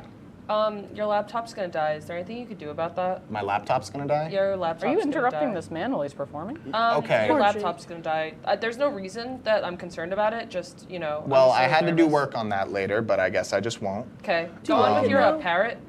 So there's a scarecrow living in my house, scarecrow. in my dormitory. You guys can throw up the picture now. That is me and my roommate Matt, and we have a scarecrow living in our home. His name is Cornelius. He's, you know, it's really hard to be funny when everybody is whispering and getting all clicky on me right now. I feel like I'm not included. I in just something. need to make it by that clear. adult man. Cornelius, Is it 'cause we're women? Cornelius goes by she/her. He has a she/her. She has a she/her pen. Just saying. I put it on her. Is it because we're women? Yeah, so Patsy went and attributed some pronouns to my scarecrow without my permission. Should we mix them? And Someone's saying hi to you. Who? Are you trying to I think throw it's him Brooke. off get that out of here. Get continuously? that out of here. Go. Hi. Yeah. Who said hi to me? I think it was Alex Brooks. They're saying hi. That's our And- graphics Because you person for deserve today. it. Wait, I want to mix this up a little bit. You're All right. running Let's out of mix time, it. man. Keep up this argument. All right, I got a joke. I got a joke to tell. Yeah, please tell. All right, so hear me out, all right? A moth walks into a doctor's office, and the doctor says, well, what can I do for you today, sir? And the moth says, well, you know, I've just been having a really tough time. 100% focused here, please, ladies and I'm gentlemen. in it. The moth says, you know, I've just been having a really tough time, you know. I just got fired from my job. You know, it was a passion project. It was my life's work, and unfortunately, they were, you know, taking some layoffs. You know, the economy's doing really tough right now. They laid off a bunch of people, and I lost my job. And it was my life's work. And now I don't have enough money to put food on the table for my family. My moth wife is talking about moving back in with her mother and her father. And you know, my kids, they're not happy with me. They're really upset with me. And you know, my friends, I found out recently that my friends have a group chat where they all talk bad about me. They say these horrible, vile things about me. Mine too. And It's called one too many. you know, I was driving the other day. I was going to the grocery store and I hit a deer, and the front of my car is completely smashed up. It is, I mean, it's really bad. The mechanic said it's going to be at least $6,000 to repair, and I do not have that kind of money. Not to mention, I got a ticket from the cop because apparently he had caught me speeding in the area before, and I don't know, if you get a ticket after you if you are caught speeding and then you get into an accident, you get some kind of ticket. I don't know. They're piling on fines. I keep calling the courthouse trying to see if this fine can get revoked. And it's just terrible. My life is going awful. And the doctor says, well, that's terrible. It sounds like you need a therapist. Why did you come into the doctor's office? And the moth says, oh, because the light was on. My hands smell like slime. Patsy, I need a moment to. Can you respond, please? I've heard 4 different iterations of this joke, and each time they make me want to die. In my life. I don't know why every you time like Jake is that? around, he likes to tell this I zoned out. awful joke. I was into the slime. It's really terrible. Ridiculous I don't know why age. he It's does crippling. it. Yeah. Do you want to know what? And He's they weren't even kind of kind like to the that. moth, where like his friends have a group chat know what she's about saying. him. It's 'cause she's Raina and saying I it's have a group chat. It's just called us messaging each other. And we just talk about how awful Jake's jokes are. I don't own a cellular phone, and I hate liars. Yeah, Jake I will want that honestly clear. just like walk out. Like, come I on, Jake. fax people. I have never sent a text ever. I fax things. Emma, do you own a cell phone? Not one. Yeah. Why would you? Sorry, you just when own I an- see you, I just get so Do you want bashful. a smartphone? No, I want a dumb phone. My parents banned me from I think my phones. mom That's has a true. dumb I tried to went text Obama. Anyways, Raina, how are those points looking? Okay. Well, you know what? It's good that we talk about points, because I've got some stuff to say. Jake, you get 200 swag points. I gotta say it. Your drip is unmatched, and ain't no one does it like you. I got 2 rings on. You get... Those rings are so sick. Actually, can we... Zoom in on that. It matches. Oh, now that you see this, your bloodline is cursed. The other one Bad matches fortune your for girlfriend's 1,000 ring, right? years. What? Your other one matches like your girlfriend. Well, I got her a matching one. I haven't given it to her yet because I haven't seen her yet. So now she ruined it. Now you were in this... I thought you knew about it. She knew about it. Yeah, she knew about it. Woo! It's cool. Did you name it? I think I just got slime in my hair. Larry. Did Okay. you? Did I? I don't see any. I think you're Guys, it's time to tally up the points. As I said, 200 swag points to Jake. You get -50 for slime. You get -10 due to the fact that you were not focused. But you get +5 because you're just darling. And with that being said, you amass the points of a total of 36 points, meaning you are the winner of the season 2 finale of One Too Many. I am the first One Too Manyer to win the season 2 finale. I was gonna say that's a season finale. I'm the first One Too Manyer to win the season 2 finale. Can you believe that? However, with that said, you just took my word for it and you didn't even inquire with Emma, our special guest tonight. Emma, do you think this man was funny this evening? No. And that was her opinion. And unfortunately, due to the fact that you didn't once consult Emma, oh, that doesn't mean you win either. I've presented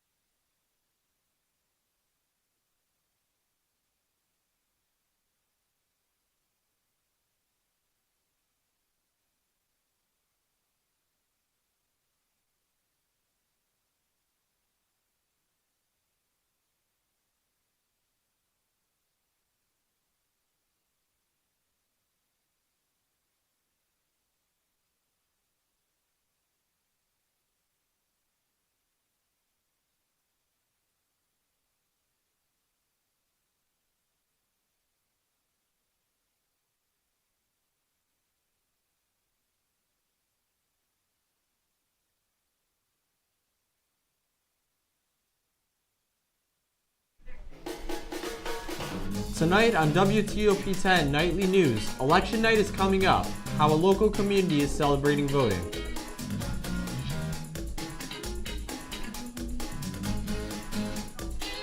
And Ozfest is coming up, how you can have a say in who will be performing. Plus, it's opening night for the Laramie Project, when and where you can see the performance. WTOP-10 Nightly News starts now.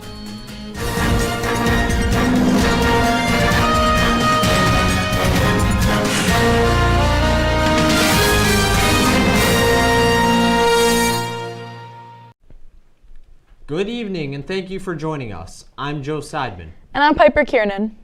This fall, SUNY Oswego's theatrical performance is the Laramie Project. Based on true events from a small town in Wyoming, our WTOP-10 reporter Dominic Ciccarelli was at the rehearsal learning how the play came to life.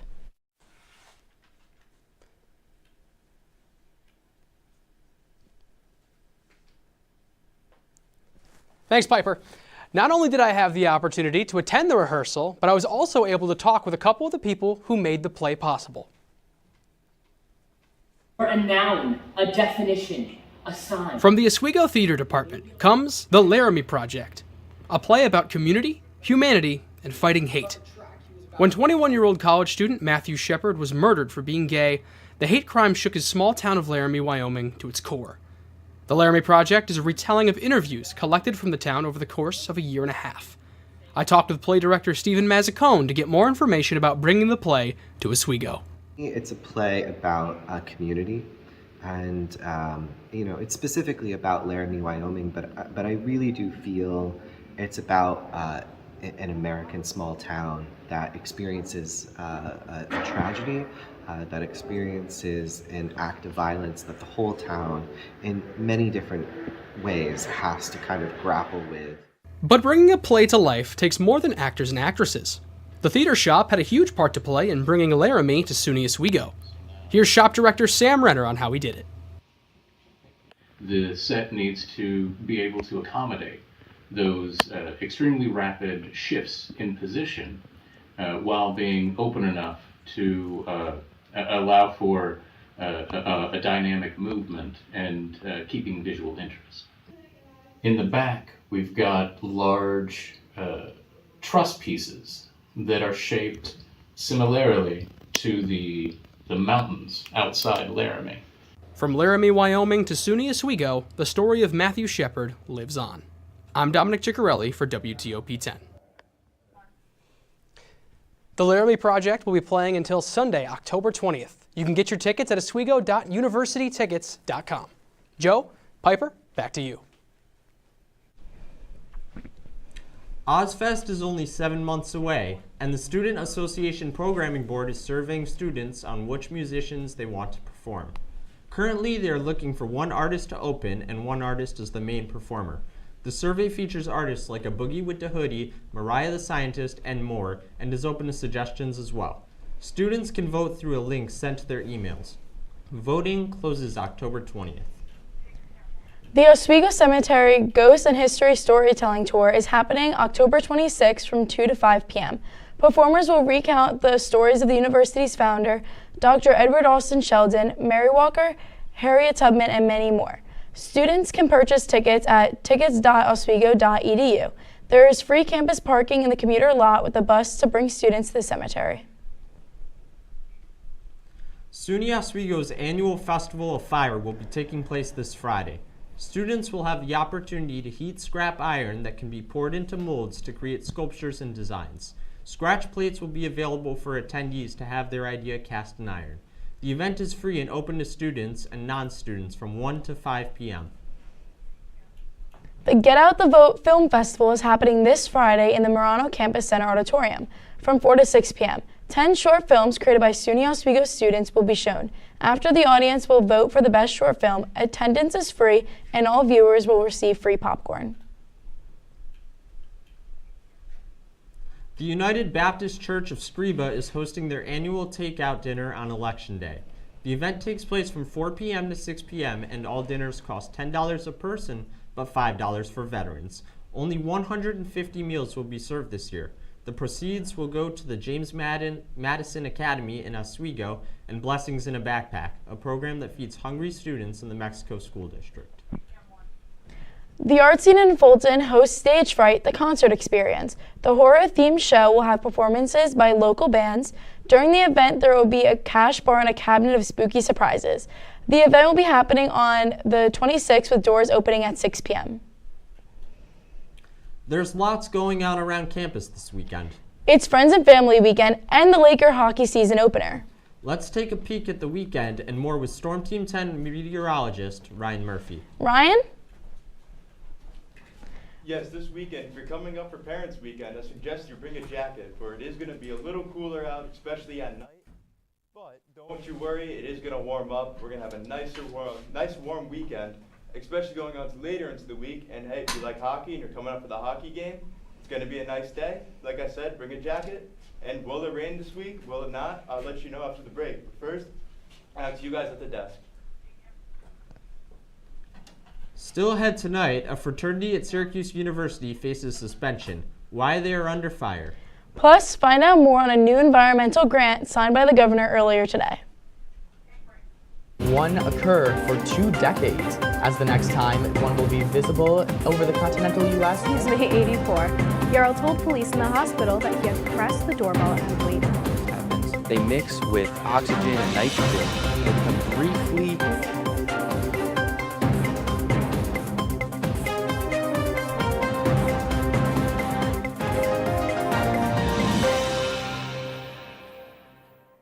What's going on? Yeah, we go on at like 11:30. It's like No. What do you mean no? It's 10:30. 10:30? Matt, it's 10:30. What do you mean it's 10:30? Hey, don't touch that. That's my ladder. Hey, man. Whoa. You know this book was already discounted 10%? Wow. Wow. Get a close up of that one.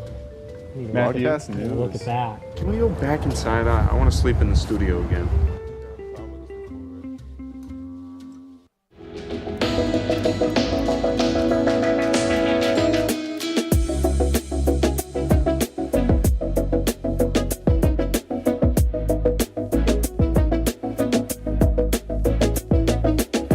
When I was in foster care, I never knew when I would have to move. So I always had my suitcase ready to go.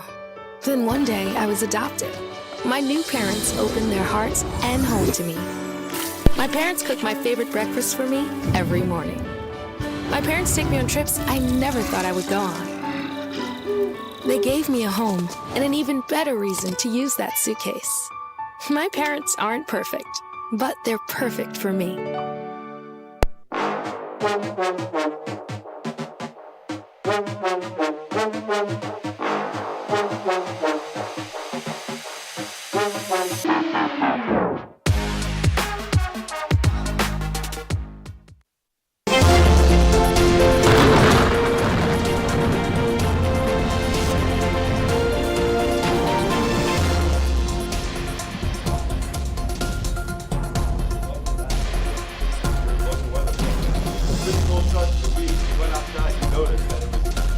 And it was cold enough to give us our first snow of the season.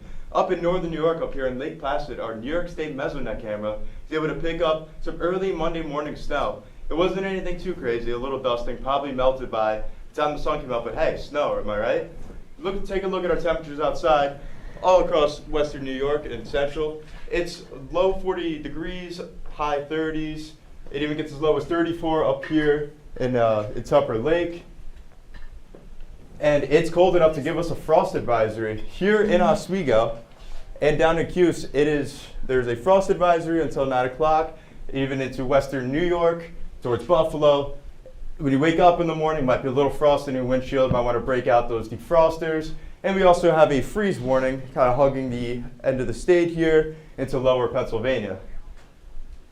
Now, if you're not a fan of the cold, I have some good news for you. It is going to warm up a bit. We're actually going to have some above average temperatures later on to the week, especially on Tuesday. I'll get to Tuesday later on in my forecast because, man, they're going to have some unusual temperatures there. Now, looking at our current satellite and radar, there's a little rain here, but For the most part, there's not a drop of rain in the sky. A little cloudy there. It's cold, but hey, at least it's not raining, am I right? Now this weekend, Oswego State hockey is finally back. Oswego State will take on the Kings, and when you're getting to the arena, you might want to put on some sweatshirts and sweatpants. It is a hockey game. Hockey arenas are cold. It's going to be, before the game starts, it's going to be 56 degrees out. It's going to be sunny. That's pretty warm, I'd say. By the end of the game, it's going to be 50 degrees. Again, a little cooler, the sun will be down. There'll be fun other games to catch that weekend, especially Oswego State swimming. Looking at the future cast, again, for the rest of the weekend, Saturday morning, not a drop of rain in the sky. Even some clouds here and there, but the sun's going to be out. We're going to have a really, really nice rest of the week into next weekend. Tonight, it is cloudy. It's cold. It's 33 degrees. We got that frost warning that I mentioned earlier. It's a little breezy out there, but hey, it'll start to end tomorrow. And tomorrow, it's going to be as warm as 54 degrees. The sun's coming on out. Those clouds are moving on out. A little breezy there, but hey, we got that morning frost that I said earlier. Be careful on your way to school or work, wherever you got to head to in the early morning. Now take a look at our extended forecast here. Tomorrow, I'm sorry. Clouds are going to start to move on out, and Friday into Saturday, it's going to get into the 60s, and even on Sunday, you get into mid-60s. The clouds are going away. The sun's coming back on out. It's going to even Tuesday, it'll be 70 degrees. That's pretty unusual for the fall. It's going to be nice and warm. And Wednesday, it drops slightly, but hey, that's still pretty warm with a nice 67 degrees. Our nighttime temperatures are going to be pretty cool. It's, tonight, maybe into tomorrow morning, it may even go down to below freezing. And that's all I have for you guys. Back to you guys at the desk. Syracuse University is suspending their chapter of the Phi Kappa Psi fraternity after a recent video of violent hazing surfaced online. The video shows several students allegedly being abused in the fraternity home. After the video surfaced, the school immediately suspended the fraternity, and the Phi Kappa Psi National Office ordered the SU chapter to cease any activities. The SU Chancellor, Kent Siveritt, said in a statement that he is disgusted by the actions that appear in the videos and condemned the conduct. Two people in their 90s were found in critical condition following a house fire in Salina last night. The victims have been identified as 90-year-old Janet Sagru and 95-year-old Thomas Sagru. The sheriff's office said that the fire appears to be accidental, possibly caused by a heater. They were both found unresponsive and were taken to Upstate Hospital in critical condition. There is no update on their condition at this time. Earlier today, Governor Kathy Hochul announced a $60 million Green Resiliency Grant. The grant will support 13 transformative green infrastructure projects across the state designed to combat climate change.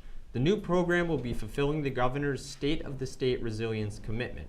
Nearly half of the funds included in the grant will be going to help New York City, promising a greener future for the city. Dozens of U.S. airports are now the focus of a safety audit by federal regulators after a number of near collisions over the past 2 years. Laura Aguirre brings us more on what the Federal Aviation Administration will be looking for. SFA 12 News. I'm Laura Aguirre for News 15. For Local Now, I'm Laura Aguirre. I'm Laura Aguirre for KPRC 2 News. I'm Laura Aguirre for Fox 55 News. I'm Laura Aguirre for WSBT. The design of airports and, at some locations, the lack of early warning technology are also areas of concern being looked at in the FAA's probe.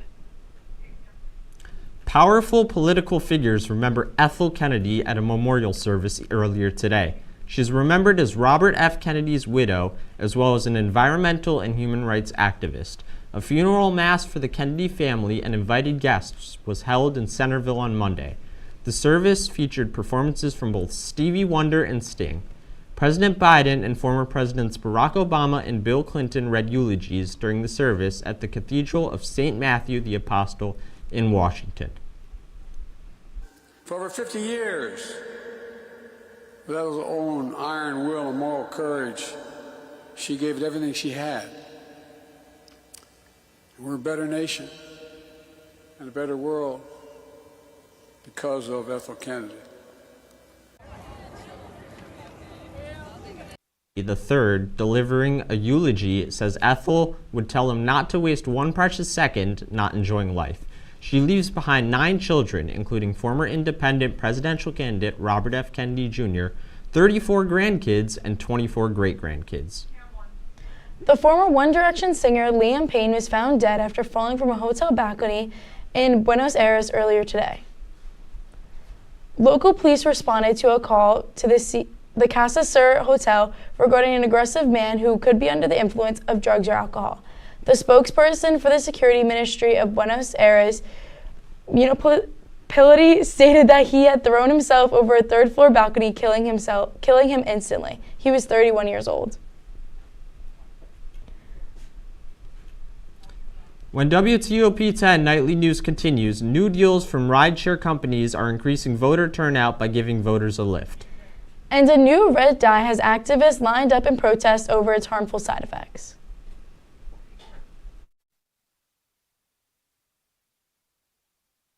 I know kids worry about a lot of things. Getting enough food to eat shouldn't be one of them. Through a nationwide network of food banks, Feeding America serves virtually every community in the United States. See how you can help your community. Visit feedingamerica.org.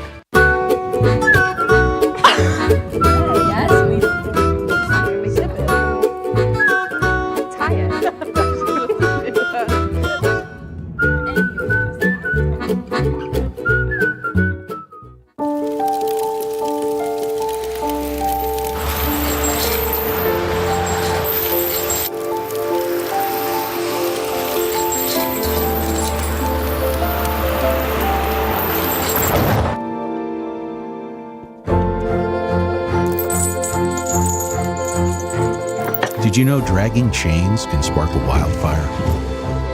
Only you can prevent wildfires.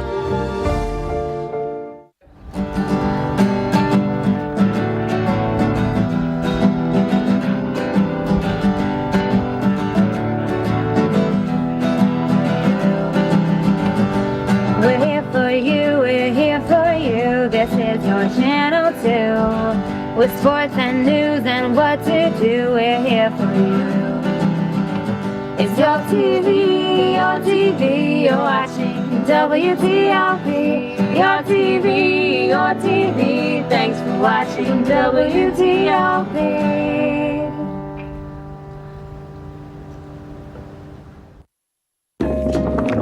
La la la la. Free. La la la la la la. La la la la. Freeze.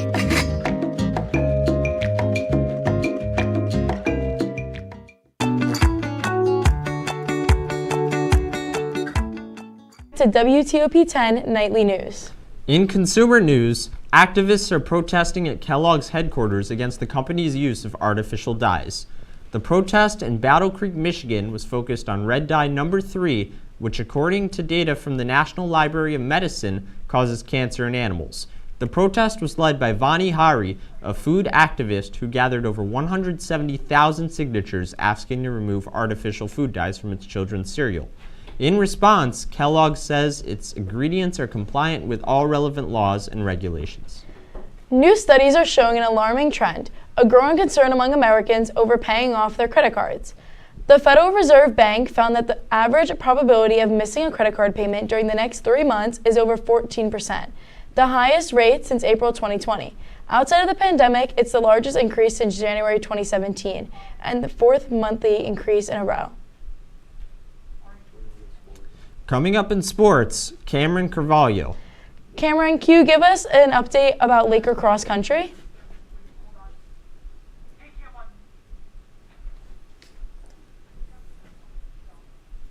Sure thing. The Lakers cross-country team is going to have their final meet of the regular season this Saturday at the SUNY Geneseo Invitational. For the men's team,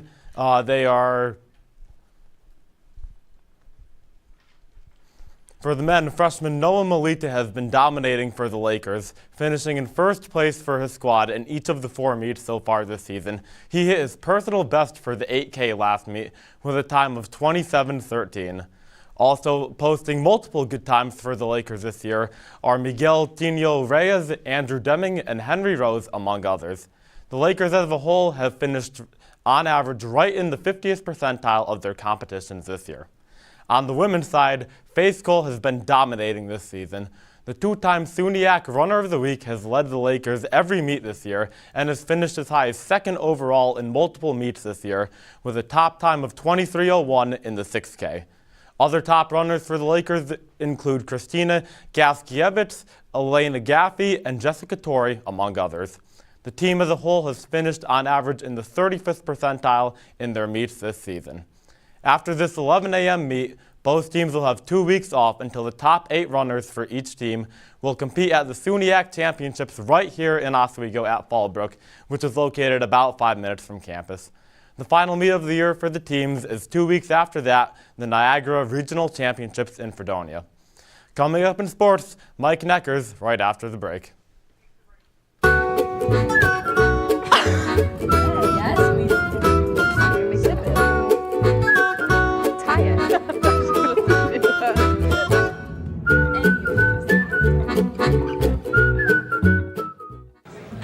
Put the keys down, Kevin. But I'm gonna drive home. There are several warning signs present that you shouldn't be driving. I guess I have really been looking for love in this dating app. Yep, I'm definitely gonna call a ride home.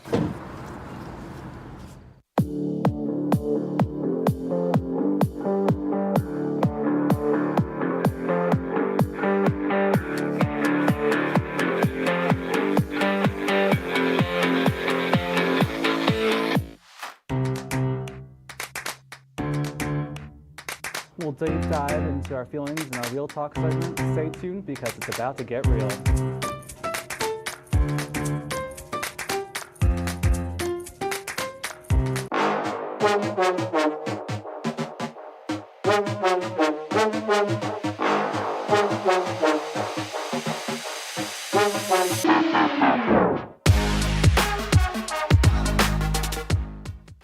What's going on? Yeah, dude, we go on at like 11:30. It's like No. What do you mean no? It's 10:30. 10:30? Yeah, it's 10:30. What do you mean it's 10:30? Hey, don't touch that. That's my ladder. Hey, man. Whoa. You know this book was already discounted 10%? Wow. Get a close up with that one. Matthew, Look at that. Can we go back inside? I want to sleep in the studio again.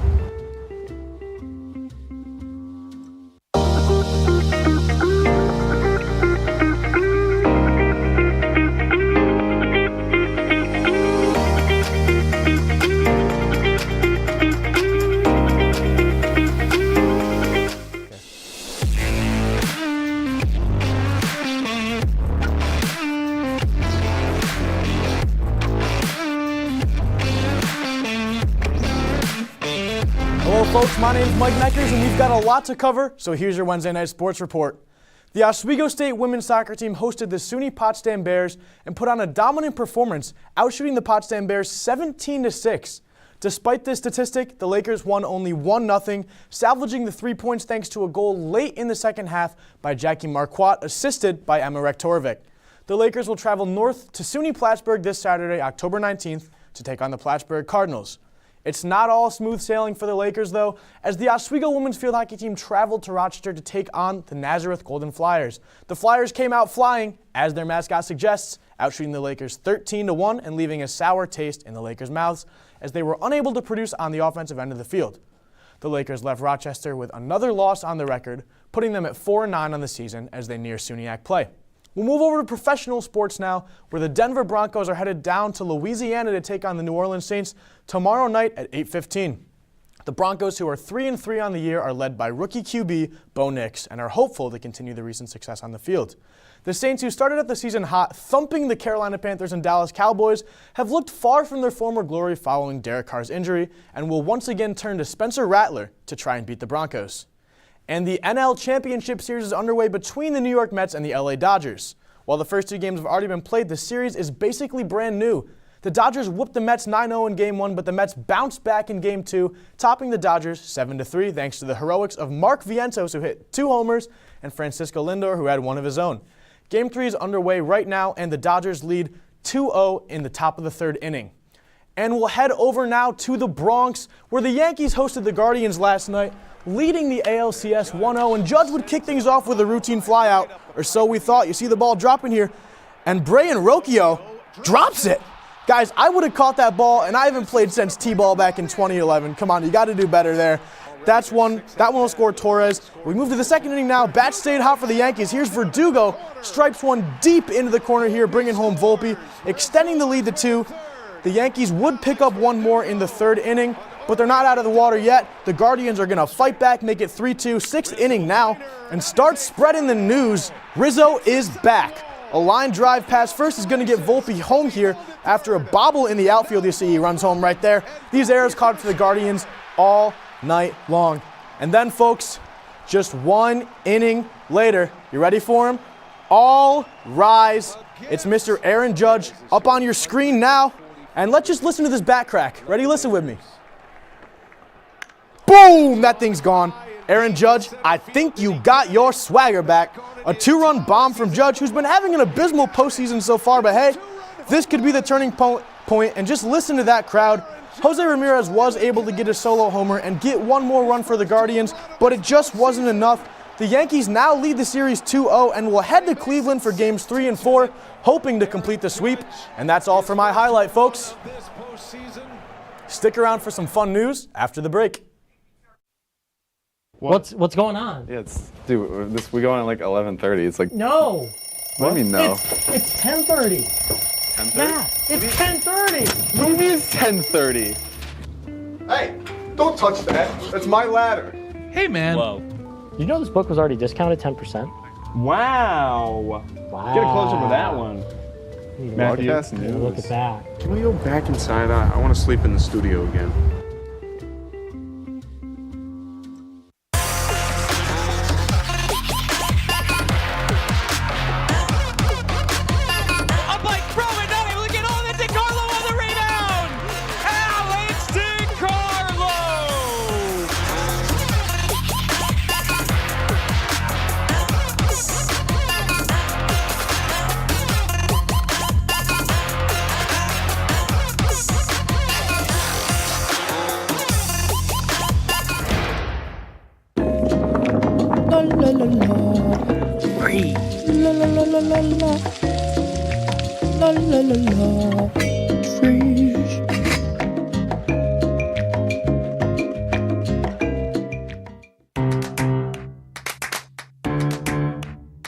We'll deep dive into our feelings in our Real Talk segment. Stay tuned because it's about to get real.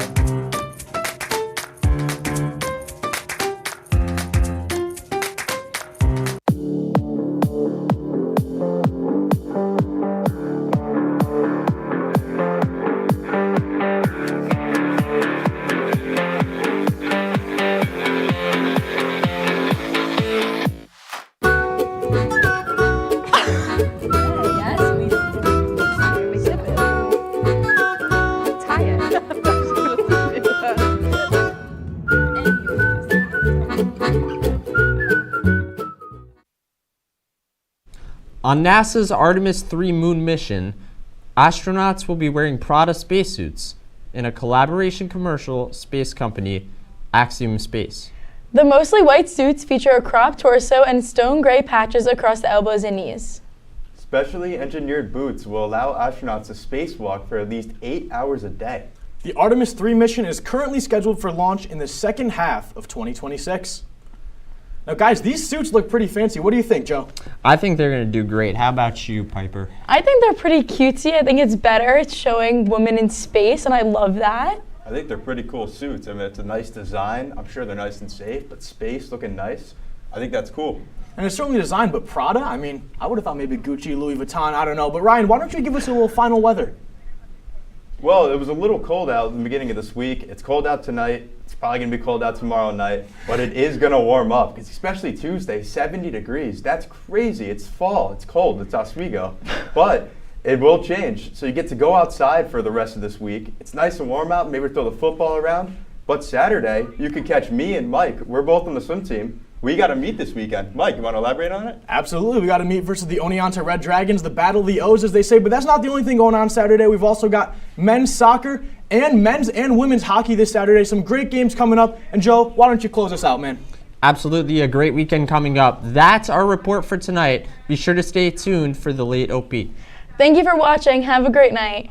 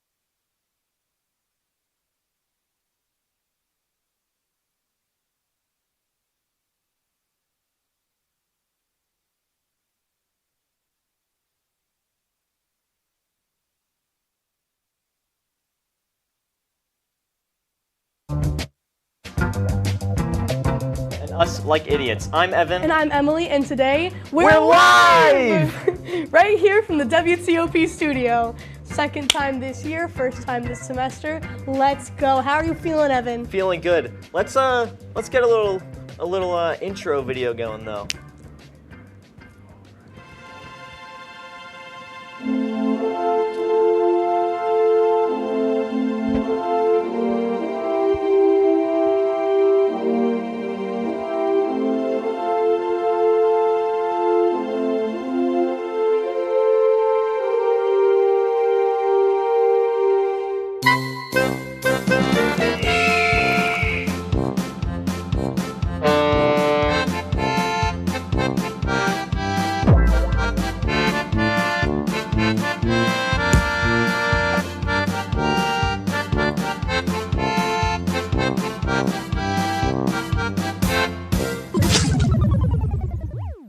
What a great video. Wow, makes me smile every single time. Stands the test of time, but I know. we should probably make a new one at some point. But it's good though. It'll be hard to top that one. So how are you feeling today? I'm feeling great. What about you, Evan? I'm feeling great. Amateurs Live Part 2. This is exciting. Also, so before we get anything started, I want to say a happy Passover to everyone out there. So happy true. Passover, Happy Passover, everyone. guys. And yeah, we're live again. End of the semester, end of, I guess, like, I don't know, would you consider it season 2 or season, like, 1.2? Like season 1B. The YouTube channel says it's season 2. That's true. So I'd say season 2. We're on season 2. But first year. Yeah. So season 2 has been a great season. Been a great start to the semester. We've had a really good run and an amazing start to the semester. And honestly, we're having a really good end of the semester, even though it's coming up quick on us. It has come up very quick. Already, like what? Counting this week, like a week and 4 days left of classes, and then finals. Are you ready for your finals? Honestly, I'm already working on a couple of them. A lot of them were just projects, so I don't have to go in for many tests. What about you? I've got an 8 a.m. math final, so oh, the math common? That'll be fun. Yeah. But it's math in the real world, so it shouldn't be that bad. But I'm not a big math guy. But okay, yeah, that's... You're a big math person. Yeah, but you know every single person in the friend group says that you're good at math. 3 plus 2? 5. 4 plus 8? 12. 11 divided by 2? 6. Time's up. 5.5. You failed. You're not good at math. I can't believe I said so 11 divided by 2 is 5.5. It's 5.5. I got that instantly just like that because I'm a mathematician. Wow. They call me Mr. Math. So yeah, what do we got ahead of us for today? We got a full show for you guys today. Full 30-minute show. We got, well, I guess, what do we got? First up, we're going to have a special guest. Can't say who that is. You got to wait. After that, we actually have another special guest. We're full of people today. I'm not excited about that one, sadly, though. And then third up, after that, we have a little segment created by Emily over here, the brains behind it. So that's exciting. But we're not up to that just yet. So we gotta keep you guys waiting. We gotta keep you guys watching. Keep you guys waiting about 2 more minutes before we get into things, because that's how long an ad break is. So enjoy seeing our commercial. Take a look at our commercial, guys. During break. Would you like to try snacks from faraway lands? Or snacks with bizarre flavors? How about snacks in new ways? Or snacks you've never tried before? You don't have to go far to find these snacks. They can all be found here at Snacks on West First Street.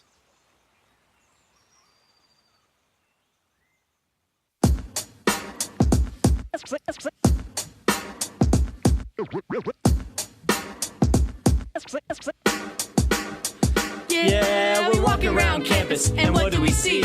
All these clubs are looking. They're looking for me. There's hockey. There's improv. So much to see. So let's go try them out and see how they be. Come on and please watch. Our embarrassment's free. Tune in to Amateurs on WTOP. Happy Friday, Lakers, and another beautiful day here in Oswego, New York. I'm DJ Don Perone, and I'm happy that you're starting your weekend off right listening to WNYO 88.9 FM, the Laker Radio Network. I said, darling, can you see? There's no room for us. There's no room. Now our lives are changing. Promises keep slipping. And I always knew it wasn't you. It wasn't you. Now our lives are changing. Promises keep slipping. And I always knew it wasn't you. It wasn't you. Wow, what a great commercial that Wow, was. I saw some familiar faces in there. Me too. Yeah. So what's the plan now, Evan? Who we got? What's the plan? Well, we actually have a little special guest here today. We do? Who is yeah. it? Wait, can we drum roll? We can do a drum roll. All right, ready? Special guest, Special Alex guest? Brooks! Director! Look at that. This is our boss man. This we is our we work boss under man. this guy. Yeah, and I love we to did do this it. on our own free will, though. Yeah. He didn't exactly. make us do This is all us. Yeah. But Oh, yeah. We got Alex Brooks right here. Alex Brooks, everybody. Who are you? I think my name's Alex Brooks. Alex Brooks? Oh, perfect. Okay, Yeah. Perfect. Okay, we just want to make sure we had it right. Yeah, I'm the special guest for Amateurs Live. I'm finally on the show. Let's go. It's Yeah. about I'm excited. Long awaited. You say you're excited, but why are you so excited to be on Amateurs of all shows? You know, I saw this show. You guys did an audition last semester, and I was like, from the first episode, I was like, I got to be on this show at some point. One day. Yeah. And now we like to make dreams come true. We like to make dreams come true, and Oh, we I know that appreciate it. it was your dream, so we said, hey, It was my dream. Let's let Alex Brooks on Amateurs You know, Live. I don't want to get a job.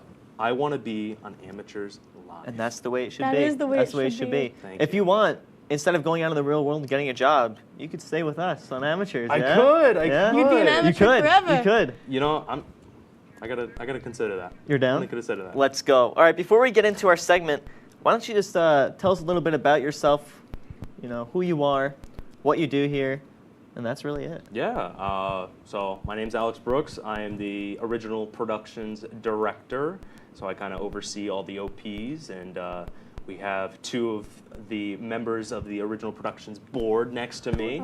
I'm a assistant producer / co-host of Stick to Sports, and I also do a lot of control room positions. I'm also heavily involved in live sports. We just got off of winter sports, now into spring sports. So yeah, been doing a lot here. That sounds like fun. But now we're going to change it up a little bit. We're not going to be doing anything that has to do with that. We're actually going to be doing a little rapping. But you won't be rapping. It'll be us rapping. We are totally unexperienced. We're kind of amateurs. So what we're going to do is you're going to give us 3 words, 3 words right. for both of us. I'm going to write them down after you say them because I have like... Do you need a sticky note? Yeah, I might need a that sticky too, note's actually. nice, because There you go. Well, can will we have put a it in bad the middle? memory. Well, you can get your own. I'll give you the pen You after. have the pen. So basically, you're going to give us 3 words, and we're both right. going to make a freestyle rap. And you have to choose which freestyle rap, spoilers, you're going to guess which freestyle rap is better, really. Okay, I got you. Yep. So yeah, that's about it. And also, Twist, you're going to beatbox for us. You're going to drop us a little beat. You're going to be our background music. I can do that. I can do that. So what are our 3 words? Let's hear them. All right. 3 words. Giannopolis. How's that even? G-O... Just try to spell it as best you can. Giannopolis. Sammy. Okay. And Oswego. Oswego. You got that, Emily? You want to write it down? Yes. I'll read them out. Giannopolis. Giannopolis. I know you did not spell that right, Evan. Sammy and Oswego? Sammy and Oswego. What is a Giannopolis? Do you know? Giannopolis, it came from Suits. I'm currently watching Suits, and they talk about this guy named Tony Giannopoulos. Tony Giannopoulos. It's they talk about him a lot during the series. He's not a main character. They just talk about him a lot, and it's Is he smart? I think so. He's a businessman, so I think so. All right. So we're also going to flip a little coin here to see who goes first. We got heads, and we've got tails. Yeah, we get a little zoom in here on the heads. It's the side that has the head is the heads. And then we also got look at that. Yeah, we also got tails, which is also, why is it called tails? I really don't know. So are we going to call it when it's in the air, or no? Yeah, you get to call it. Ready? Oh, I'm calling it? Okay, Yeah. wait, hold on, wait. I'm trusting my gut. Okay. Ready? Heads. Oh, that was bad. Oh. It is tails. So I get to choose. Second time I've failed. I get to choose. You're going first. Okay. Oh, here we go. Putting on my sunglasses. I'm getting real. Oh, wait, hold on. All Let me put on my sunglasses. I don't have sunglasses. I have Here, glasses, I've got some though. time to think. I have my glasses, and I've wrote down a couple ideas here, but I can't really read here. I'm putting my sunglasses on my head. Okay, I'm ready whenever you guys are. Guys ready? All right, ready? Drop a beat. Hey, it's Emily Mike on the beat. Okay, I'm in a city. We live in a metropolis. Can't sing smart like I'm Tony Giannopoulos.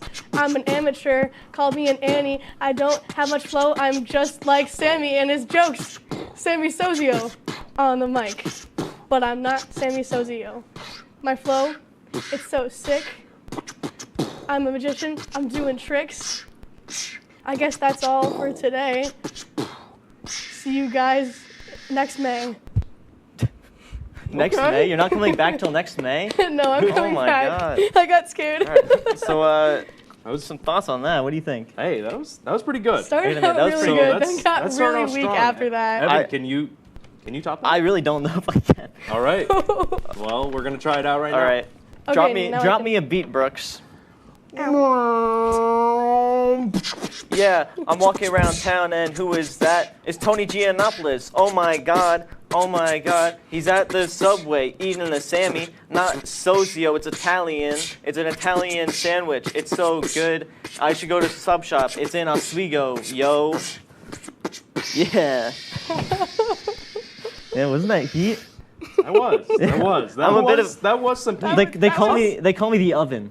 That was medium rare. Because the heat. Because of the heat. Because of the heat. Oh, that was good. That was good. Yeah. Wow, tough decisions. Yeah. I mean, Emily, you started off really strong at your first one, kind of. I was also longer though. You were. Evan, you were kind of really consistent. Yeah. But it didn't really rhyme all that much. No, it didn't. It's not always about the rhyming though. But it's about what he's saying. Yeah. It's about the meaning. So if you had to choose, who would you say won that event? My meaning was good. Let's see. Emily, Evan. I'm gonna go with Emily. Oh, Emily won that. This is crazy. Oh my God. I'm sorry, Evan. I'm going 2 for 2 felt on like our live specials. hers was longer. That makes me so happy. And also hers was kind of making a little bit more sense than yours. Mine made so much sense. It didn't really go with the beat. Hers Never was rapping again. more on beat That's than right. yours. But I'm finding a trend. Amateurs live. I'm just not peak me. I'm not peak Evan in Amateurs live. Don't let this be I your don't need villain anything arc. out of studio. I don't need anything It might be the start to my villain arc. All right, well. So I'm gonna go become a villain. I'm gonna go become a villain now, and I'm gonna become a villain during this break. So, Mr. Brooks, we're gonna have to kick you out of here. No. I maybe would have kept you if I won, but you didn't let me win. Do I have to go now? Yeah, you have to go now. You're done. You're done, Brooks. Bye, Brooks. Thank you. Thank you for the win. Thank you for not much, really. So with that, we're going to go to break, and I'm going to go reflect on my actions and maybe cry a little bit. I'm going to go do a victory dance. I'm going to cry.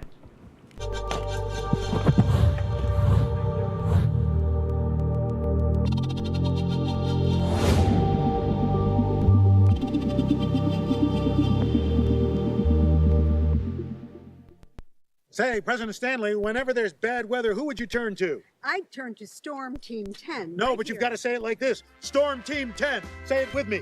Storm Team 10.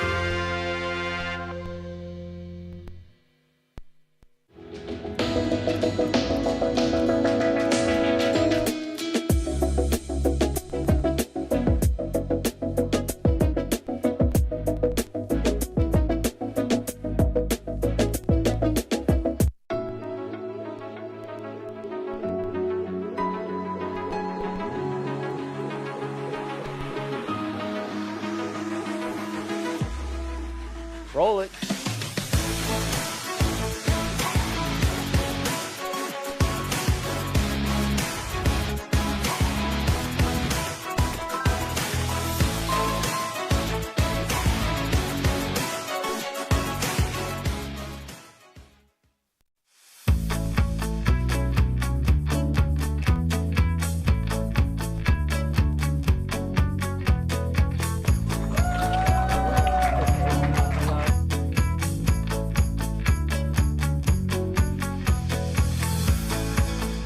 Jill Should told we me it tell was him? Kitty from Glee. Yeah, what is It's it? Al Roker.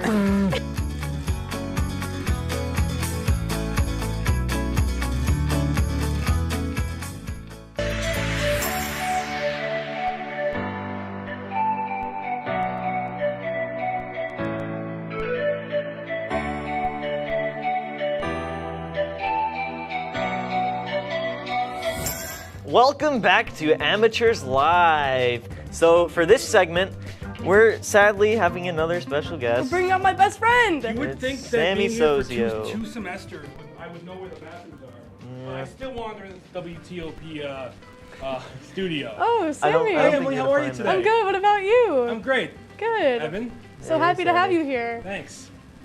Great to see you again. I wish I could say the same, but it's not. Well, so what are you gonna I be? didn't mean it. by Why the are you way. at I this didn't mean it. podium Oh, you today? mean all those mean things you said to me and then all the things you posted on Twitter? No, I didn't mean the nice things I said. Oh. Yeah, no, the mean things still stand.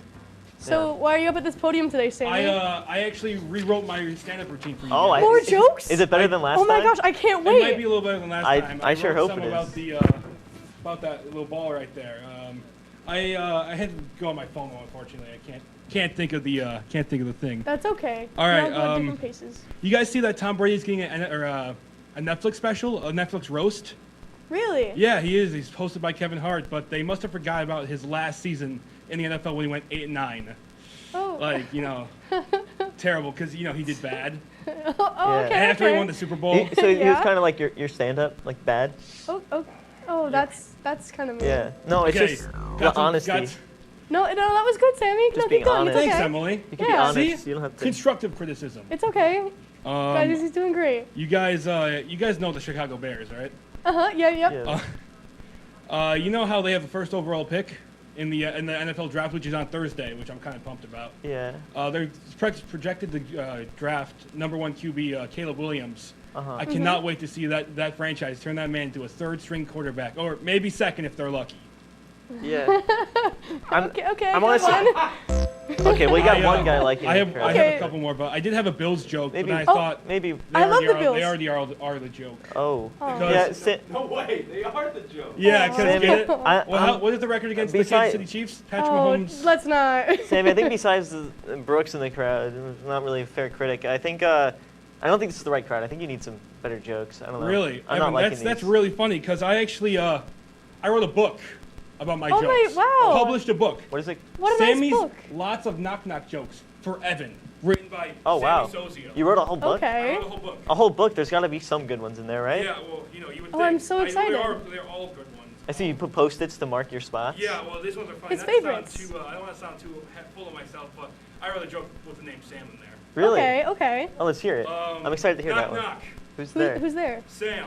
Sam who? Sam Day, you'll recognize me. Just get it? Because I'm going to be famous because of my stand-up jokes. Yeah. Oh, okay. I don't know. Okay. I don't know about that one. Yeah. that was good. That was good. That was It's okay. Wow, thanks guys in the audience. Let's hear another one. Let's hear another Okay, one. yeah, There's let's got to keep be a good going, one in there let's keep somewhere. Oh my God, this one's a little cliffhanger. Knock Okay. knock. Who's there? Wooden shoe.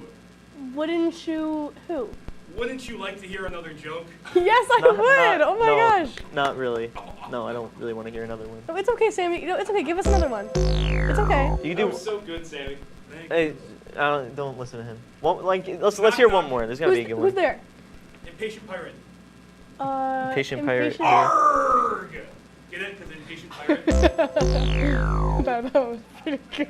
I don't know about that one. I don't know about that one. You guys really don't think this is funny? No, that was that kind of got Sammy, me. I think you're done. You can Make have it one fast. more. You can have one I don't more. know. I kind of want to get you out of here. Well, Why? Just 79. Okay, yeah, you're done. Aw. All right, bye, Sammy. Bye. No, your jokes were great. I've seen such Maybe an improvement this maybe time next around. time. We're not running back. He's not going. That wasn't very good. You guys didn't like it? I liked it. It's okay. It was good. You know I liked it. Is that why you turned my microphone off? If I say it was good, will you go? Yeah. Yeah, it was I good. want you to say good job and you're gonna get Netflix special. Good job. You're gonna get a Netflix special. Great job. You're gonna get a Netflix special. He's not gonna get a Netflix special. I don't see him getting a Netflix special. Great job, Sammy. With that, I think we gotta go. I need to go. I need to go rinse take a my breather. eyes, clean out my ears, swish some water, Yeah. brush my teeth. I agree. That was okay, pretty rough. We'll All right. see you guys after this break. Yeah, we'll see you guys. Bye. La la la la. Breathe. La la la la la la. La la la la. Freeze.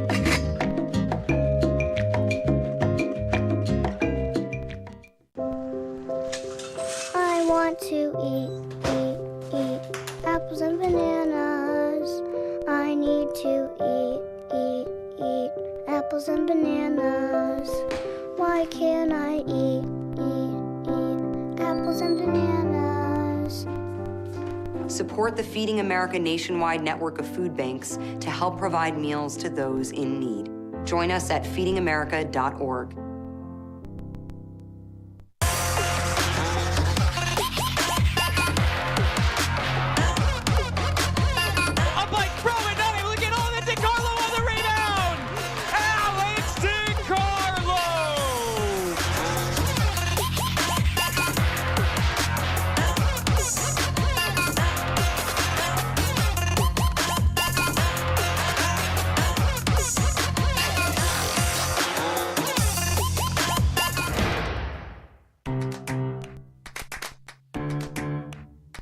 We'll deep dive into our feelings in our Real Talk segment. Stay tuned because it's about to get real.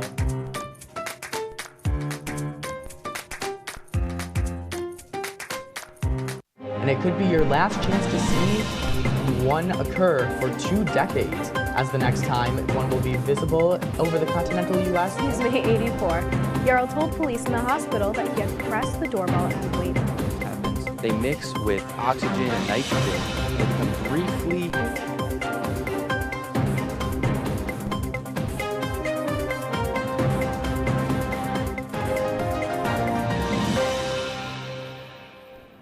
Welcome back to Amateurs Live. Evan, are you feeling a bit better? I know that took a bit of a toll on you. A little bit. I'm gonna need to sleep on it though. Okay. Yeah.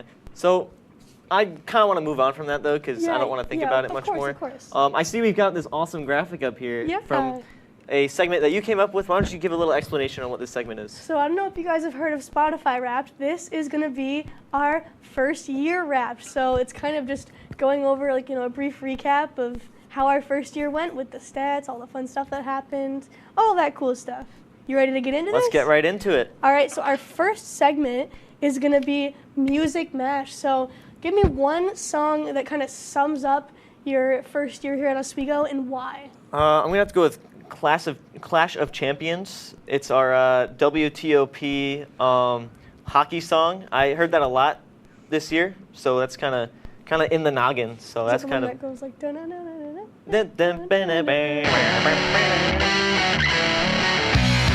Oh, that's like a rock. That's not it. Cool. That's kind of cool version. Though. That's my song. That's my song. This is your song. What's your song? song? Cool. I like that. My song, it's gotta be "Best Day Ever" by Mac Miller. I thought that was SpongeBob. So "Best Day Ever" by Mac Miller, it's just such a great song, and in particular lyric where he's like, "No matter where life takes me, finds me with a smile, pursuit to be happy, got me laughing like a child. I never knew life would be this sweet. It's got me cheesing from cheek to cheek." And that is just really, that encapsulates how I feel from this last. It's the best. From this day. last thing. Yeah, let's see the next one. All right. So Our best next moments. is our best moments. So We'll take a look at my moment first. My moment comes in our flag football episode. So I'll roll the clip, then talk a little bit more about it. So let's see it. I'm headed in after the half. Words in from the high office. Ring, ring. I answer. Hello? You want me in? Yes, coach. the beast is on his way. Call cello. Cello, cello.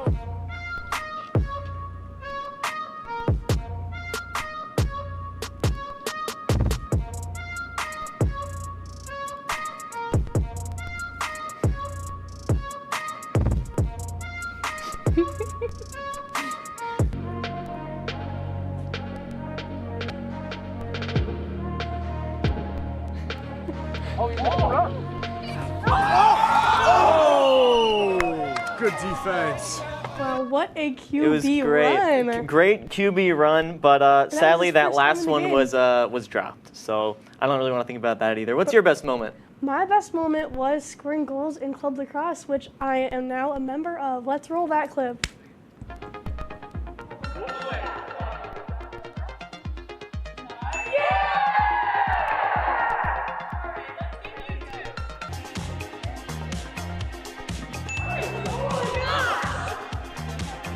I loved that. Look at That was my first time ever even going for a That goal. was pretty difficult. It was hard. I could not score. I got it. Yeah. That's something that I just understand. I don't know how, but I impressive. love that. All right, What do up we got next is our semester in numbers. So kind of, a numerical wrap up of what we've got. We had one whiteout game and one whiteout win. What position did you work for whiteout? I actually didn't work any position for whiteout. Oh. I kind of wanted to, but I I didn't. sidelined and worked Cam 6. We collaborated with 3 organizations today, which we'll get into a bit later. We had 3 guest stars on other OPs, so we had a showdown versus the interview show on The Last Laker. I was on the interview show, and Evan was on The Real Deal, so that was all super fun.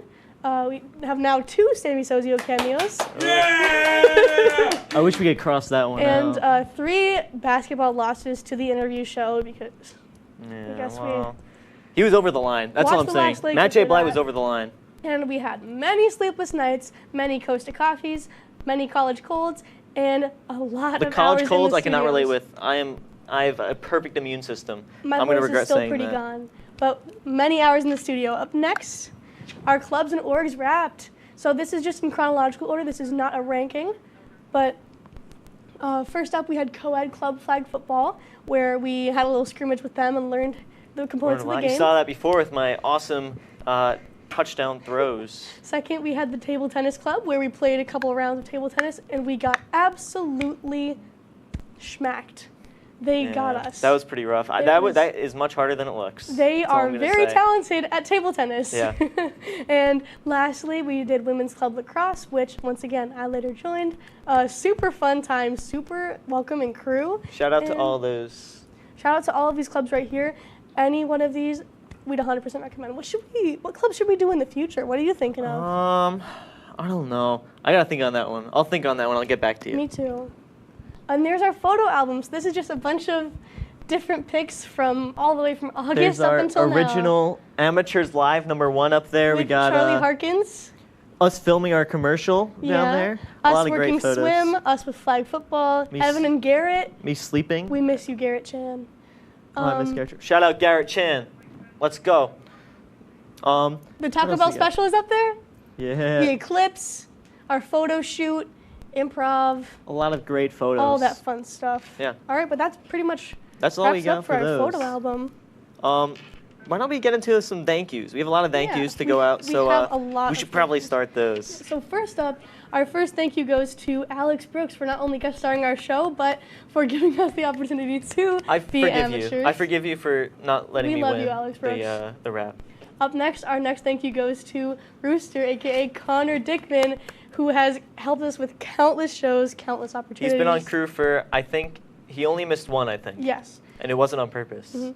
We want to thank Jake McVeigh for helping out with our football episode, Matt Shiramita for having us on The Last Laker, Michael Neckers, who is in the control room right now, who helped us out on the football episode as well, Jake Bradley, who is filling in for director today, Melinda Brancato for always being a great resource, Alejandra Dickens for helping us out when it came to filming with table tennis, Matt J. Bly for working with us on He's just kind of Matt J. Bly. Thank you for being Matt J. Bly. Yeah, Topper of the Week, shout out to MJB. Yeah. Charlie Harkins, another shout out to one of our guests previously. Michael Griswold for always helping us out, helping us with equipment and stuff. Jason Vetrano for helping us out with our Club Lacrosse episode. Sam Keeney for making our awesome intro video and commercials. Come on now, Sam Keeney. Sammy Sozio for his lovely jokes. Yeah, All of our seniors, every single senior who we've had the pleasure of working with, we're really going to miss you guys next semester. And to all of our friends, our families, our viewers, Mia Rizzi for lending us this computer. What friends and family do you have to thank? Obviously, my parents, my siblings for being my inspirations and whatnot. So thank you to all them who I think are watching. If not, they're going to be watching the repeat. Yeah. And what about you? I know my mom and my dad are watching, and hopefully so is Chloe, my twin sister. But them and all of my friends, super great. And with that, we conclude our Amateur Season 2 with a close. live episode, and we'll see you guys next year. Until then, we're Amateurs, signing out. Signing Do like out. an Bye, A. guys. Is that an A? Yeah.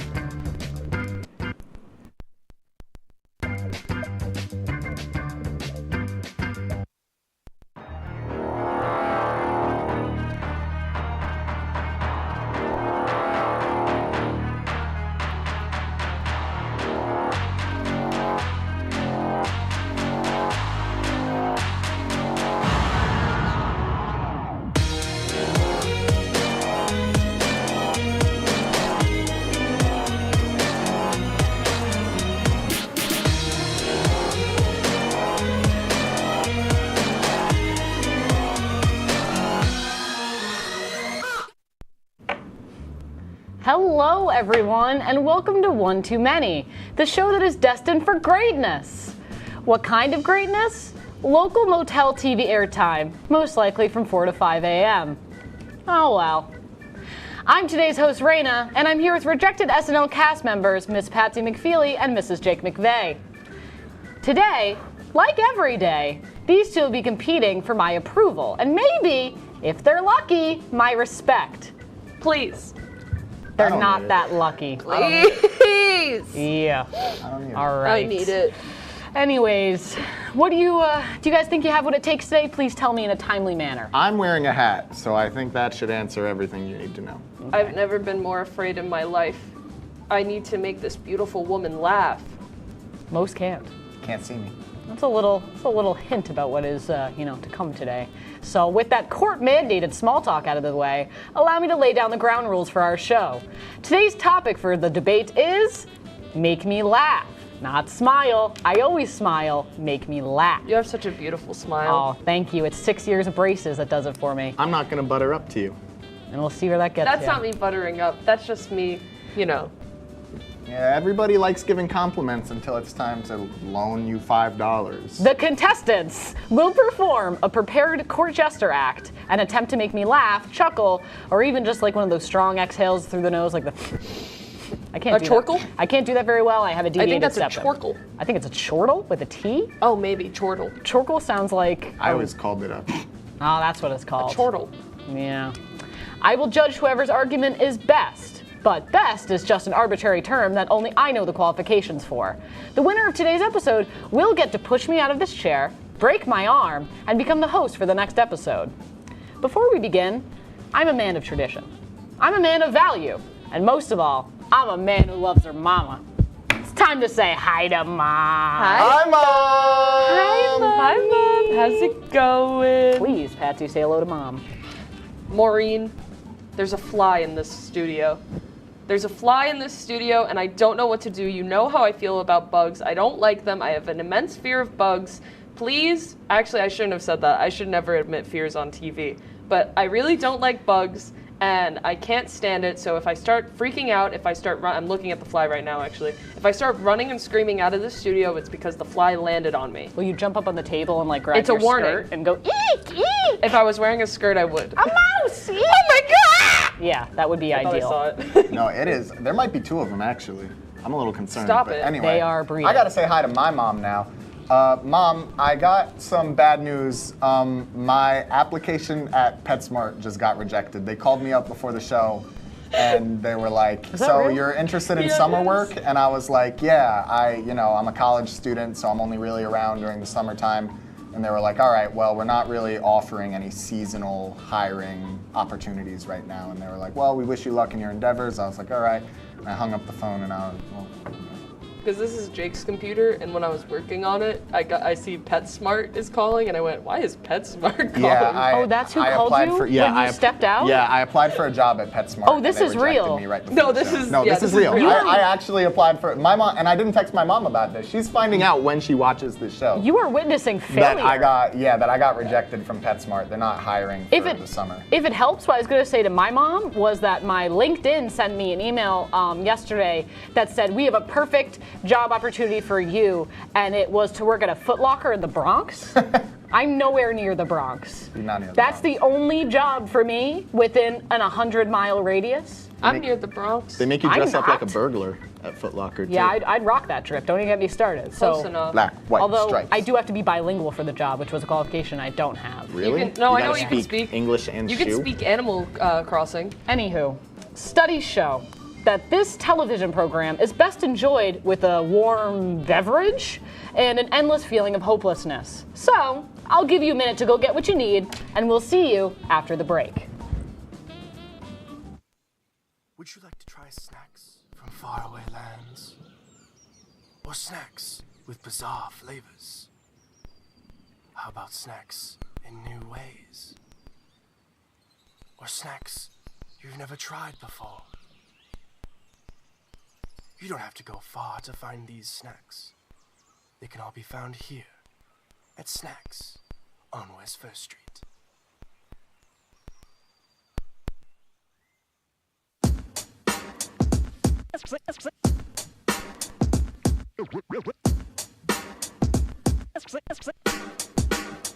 Yeah, we're walking around campus, and what do we see? All these clubs are looking. They looking for me. There's hockey, There's improv, so much to see.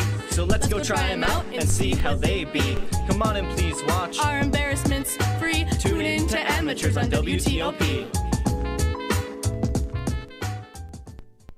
Happy Friday, Lakers, and another beautiful day here in Oswego, New York. I'm DJ Dom Perone, and I'm happy that you're starting your weekend off right listening to WNYO 88.9 FM, the Laker Radio Network. I said, darling, can you see? There's no room for us. There's no room. Now our lives are tainted. Promises keep slipping. And I always knew it wasn't you. It wasn't you. Now our lives are tainted. Promises keep slipping. And I always knew it wasn't you. It wasn't you. Hey guys. Not prepared. Good to see you. Lose points. I'm prepared. It's good to see you. Look at that. Not you. You're looking rough, but you. Okay. It's good to see you. You're looking better than ever. But now, let's get down to business. I will be distributing and later tallying points for both arguments tonight based off my own sick, twisted agenda. If you're funny, you'll get a point. Ha! Maybe. Or maybe I'll take away 30. I'll explain later. Anyways, tonight we have a twist. You will not be making me laugh. No. Instead, you'll be making this stranger laugh, who frankly doesn't know or care about either of you. Please come and take a seat. This is one of my closest friends who defies introduction. I I'm asked sorry, that wait, you let me scooch scooch and give her over a for place you. at the table. I'm sorry, Patsy. She doesn't really care about either of you, and she will also be reviewing her slime collection when she feels like it. So, while you continue both your arguments, Any help with your mic? Please be mindful for It's a that. little bit dangly. Here, I'll help. Thank you, Raina. Anytime, buddy. Guys, this is Emma. Hey. This is my Emma. I introduce her. Sorry, I'm sorry. This is my dear friend Emma, who is marked and mic'd and ready. So, With that being said and addressed, Patsy, you have the floor. Well, so mine were kind of targeted towards Raina. So, Hole. This is a slideshow of things that Raina likes. It's a lot of cats. So, if you could pay it, what is that? It's Jiggly cereal milk from Parakeet Slimes. She's New York local. She lives by me and my girlfriend, and I only buy slime from New Yorkers. So Does it smell like cereal and milk? New York strong. It does have a Jake, you smell can to it. have I can one. smell I would it. ask that you stay focused on this competition-based Switch show. with me. Okay. That one's the better one. Okay. So here's one cat, and now I'm gonna move to the next cat. If you're ready. Okay. Yeah. Just keep going. You're not going. Is that off Pinterest? Or? Yeah, yeah. Okay, that's not even. No, it's a cat. Is that appropriate for I'm hair? seeing a lip quiver. So these are all of Raina's previous usernames that I believe your mom said all of these things. And each time that like her mom messed up, she changed it. So these are all the former usernames. How about you read them? That's actually unfortunate to put my illiterate friend on blast. Please continue. I'm dyslexic. So there's Madam Musket, Medium Muskrat, Maximum Edgy, Maximum Diggity, Maximum Spookity. I don't know why she. Maximum Diggity twice. Ian's username, Hardly Any Diggity. When I was in 7th grade, this was hilarious. Wiggity Wiggity Diggity, Wiggity Wiggity Wiki How, Wiggity Wiggity Spooky Whack. Emma, I used to wear fedoras. Wiggity Wiggity Wackety Whack, Wiggity Wow the Traveler, Wiggity Wow Okay Then. I went to Florida for that travel, just so we're clear as to where the Family the, trip. the travel Family trip. was. It was a I family think trip. I heard a nose exhale there. No. G okay then, Wow okay then, Spooky okay then, Well okay then. Okay. Sky. Is that funny to you? Yeah, this is funny to me. I laughed at all of these. Got That this says guy? something. Oh, That's sad. No, I'm laughing at the fact that Take you other laughed at people's the property. cats. exactly. I made her laugh. Out of like She pity. said she laughed because I laughed. You're short for time. You got She to work went on this. Got a Let's knife? let's see all you got. Oh, sorry. That one was my personal collection. Into the void, you go. I'm yeah. not shorter than you, so why is this so low? it's like a whole thing. Why does he look like a gargantuan? Yeah. It's because I am! And Emma's my tallest It's just an friend. unfortunate situation. Oh, sorry. Can you go back? I'd rather not. Okay. You can, yeah. Say her name. That's Zoella. Good. You would be into that. You would have. That actually That got, makes so much It got sense. minus points for name dropping Zoella, Damn it. unfortunately. Actually, That kind of looks like me. my man. I Does got- it? I got that one A off little bit. Pinterest. Actually, wait, it does. Just quite a bit. Wait. Wait, actually. You're really smart with it, though. You're really smart with it. Huh. My man. That's pretty good. Thank you. Is that He's They have struggling little charms there. in it too. I just want to say. Wow. It's like a little. It's nice? It's actually a fruit. Can we name drop? I mean, yeah, actually. It's loops of the fruit. Jake, this is your time to give a. Do you love your iPod? To give a rebuttal to this. I'm giving a Yeah. rebuttal? Do you Yeah, love your I would iPod? like it Okay. if you gave a rebuttal. That's from my. Go back. That is from my Yeah, it Instagram. is. Yeah, there's a few things. And that's Vroom. unfair. That And was then from my there's Instagram. boyoing. You're still going? Yeah, we're still going. As you keep Dude, going, how I would many like it if Jake photos? could comment on this. Okay. That's Is my that your brother? Please don't dox my brother on television. He directed Ratatouille. He's All so right. famous. Ratatouille with all these cats on the slideshow, there's a problem here, all right? Cats versus rats. That's deplorable. Yeah, that everybody knows. Here, look. Hold on to that. Can I make it fart? Does it fart? It does too. Oh, this one doesn't toot. You gotta I put really a lot of hated effort that. into it. Is that all you have to say, Jake? Oh my well, god. I kind of had my own thing prepared. I didn't really know what I Patsy really was doing didn't coming like into that. it. Excuse me. Ugh.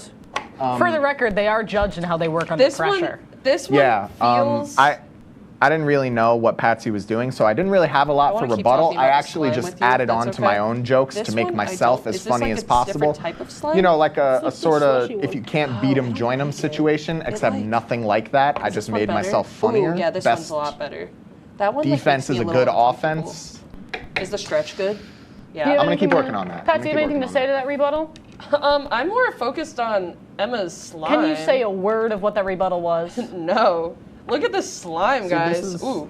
Wait, no, the poll was good. The poll was good. You were listening? As best as I could. Do you appreciate it at least? I appreciate it so much. Look how good this poll is. And that has to be tallied somewhere. Look at this poll, guys. Whoa! She's gonna get so much business from this. Please send me free slimes to We're not Seneca sponsored. Hall. I'm allowed to laugh at Emma. Seneca She Hall. causes joy within my heart. Guys, So- this is amazing. So, And yet what do you find funny? Yeah, I've A yet to lot. experience joy from this. You find a or lot of things funny? That. You don't find cats funny? No. Why not?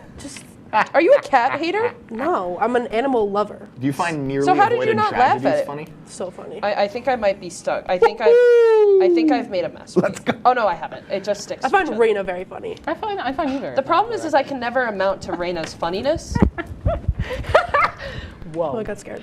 Whoa. Whoa. Too far. Did any of you guys out there All find right. this funny? Okay. Just touching base All on right, that one. so I have a quick story to tell before I do my thing, and before. So Well, we have this a will be break to my. go to, Oh, but- we're breaking. We're breaking together? You know what? Talk. Preach for a Okay, moment. so speaking of breaking, imagine this, all right? I'm sitting in the passenger seat of my good friend Jackson's car, all right? I'm about to go to my friend's house. We're chilling. We're going to have a good time. In the parking lot, we see the guy whose house we're going to. He's also at the grocery store buying snacks. We see him walking through the parking lot. My friend Jackson pulls up. The guy in the parking lot's name is Tyler. You're missing it. She's Hey. laughing. But at I'm what smiling expense? out of pity because I'm trying to listen to Jake. Okay, listen up, focus up. Okay. I've been focused. So Jackson is driving the car and he sees Tyler standing a couple feet in front of him. He was a good distance away. They decide that they're going to play a little game of chicken, all right? Jackson is going to drive his car at probably like 15, 20 miles an hour right at Tyler. And Tyler is not going to move, assuming that Jackson is going to hit the brakes. The brakes were hit, but not by Jackson. The only reason that I was not an accessory to a vehicular murder is the fact that Jackson's car had those sensors that auto brake. So he came flying at my boy Tyler in the parking lot, and the only reason he didn't, boom, is because of the auto brake. It was scary. I'm not gonna lie to you, it was scary. We got so close to him, and then all of a sudden it was just like, boom. With that fear out of the way, I gotta tally some points.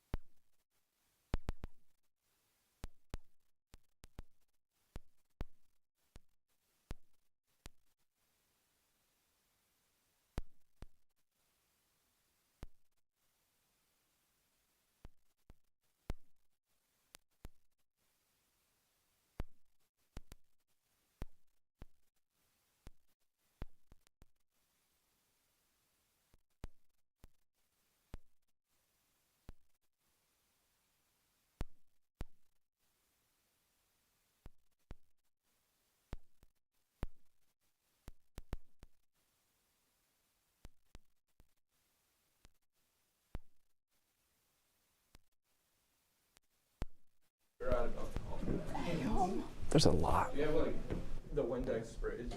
I look at this is like filled with earwax, and I know I need it, but I just can't. I can't do it. You act like I know what I'm doing here. Thank you. That was awesome. I'm gonna start bringing them from home. Thank you. Have to read the first aid kit. Oh shit. Okay. Oh, the fucking Philo T.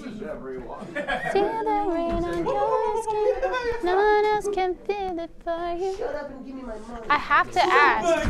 I know you're in the art of songwriting class.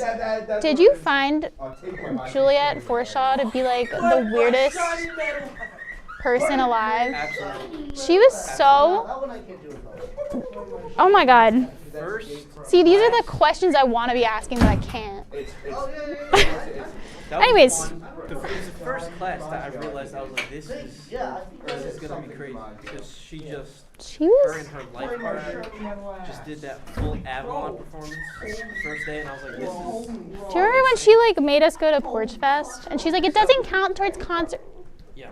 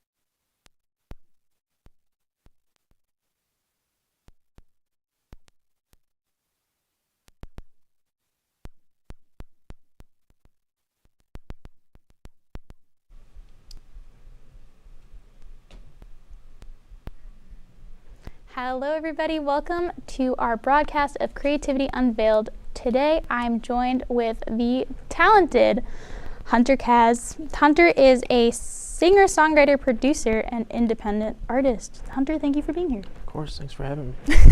So before we get into the questions, I want to play a clip of Hunter's song, Sublime. Take a listen now.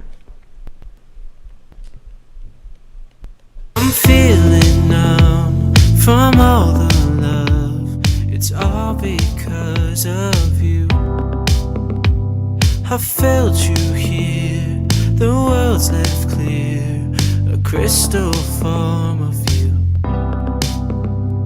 Feeling like I found the purpose. Everything I done was worth it. Out on the line, I'm true to you. Leaving every door wide open. Every word I have been spoken. Customize the life I have with you. That, I don't know, that was a bop. I know when I was even editing the video, I was like, so boom, amazing. So I just wanted to ask you some general questions to kind of get a sense of who you are. Did you always know that you wanted to take the musical route? Were you musical as a child? Yes and no. I started just singing around my grandparents' house a lot, pretending I knew how to play the guitar. Oh yeah. I still don't know how to play the guitar. Okay. I'm learning. But I kind of started doing musicals. My mom got me into that and stuff, and then from there I realized that I just like performing, and then I didn't really want to do musicals anymore. So you were a theater kid at first? No. No. No. You I was a kid who did theater. That's what I say. That's what I say. All right. Have you had any significant roles, or because you're a kid that does theater, not a theater kid? Yeah. It's okay. I won't push. I was a couple leads, but Oh, yeah. wow. Yeah. Okay. Well, I mean, with a voice like that, I could see why. So I actually wanted to talk about your song called "A Song for Your Homework." Another bop. I just wanted to know your inspiration behind that. Well, I kind of I do homework a lot sometimes. And I always couldn't find a song that I wanted to just put on and could focus on doing my work and listen to it at the same time. It was always it's playing and now I want to focus on the song and then I'm not doing my homework. So I was trying to make a song that you can listen to, but it's just kind of background music. And it doesn't That's cool. not too much going on. But would you want people instead to focus on your lyrics, or you're okay with people just having a background song? Truthfully, I think it was more of a marketing strategy. Yeah. It did well for what it was, so I was kind of proud of it. But yeah. No, it's really clever. Truth be told, to prepare for this interview, I was lurking on your Instagram. So I saw your strategy, you posted a bunch of videos oh man, don't you wish you had a song for your homework? And I was like, this is so clever. I wish I had a song for my homework, and it's your song. So there we go. It fills perfect what people need, what people want. So no, very clever. So you mentioned that you don't play guitar.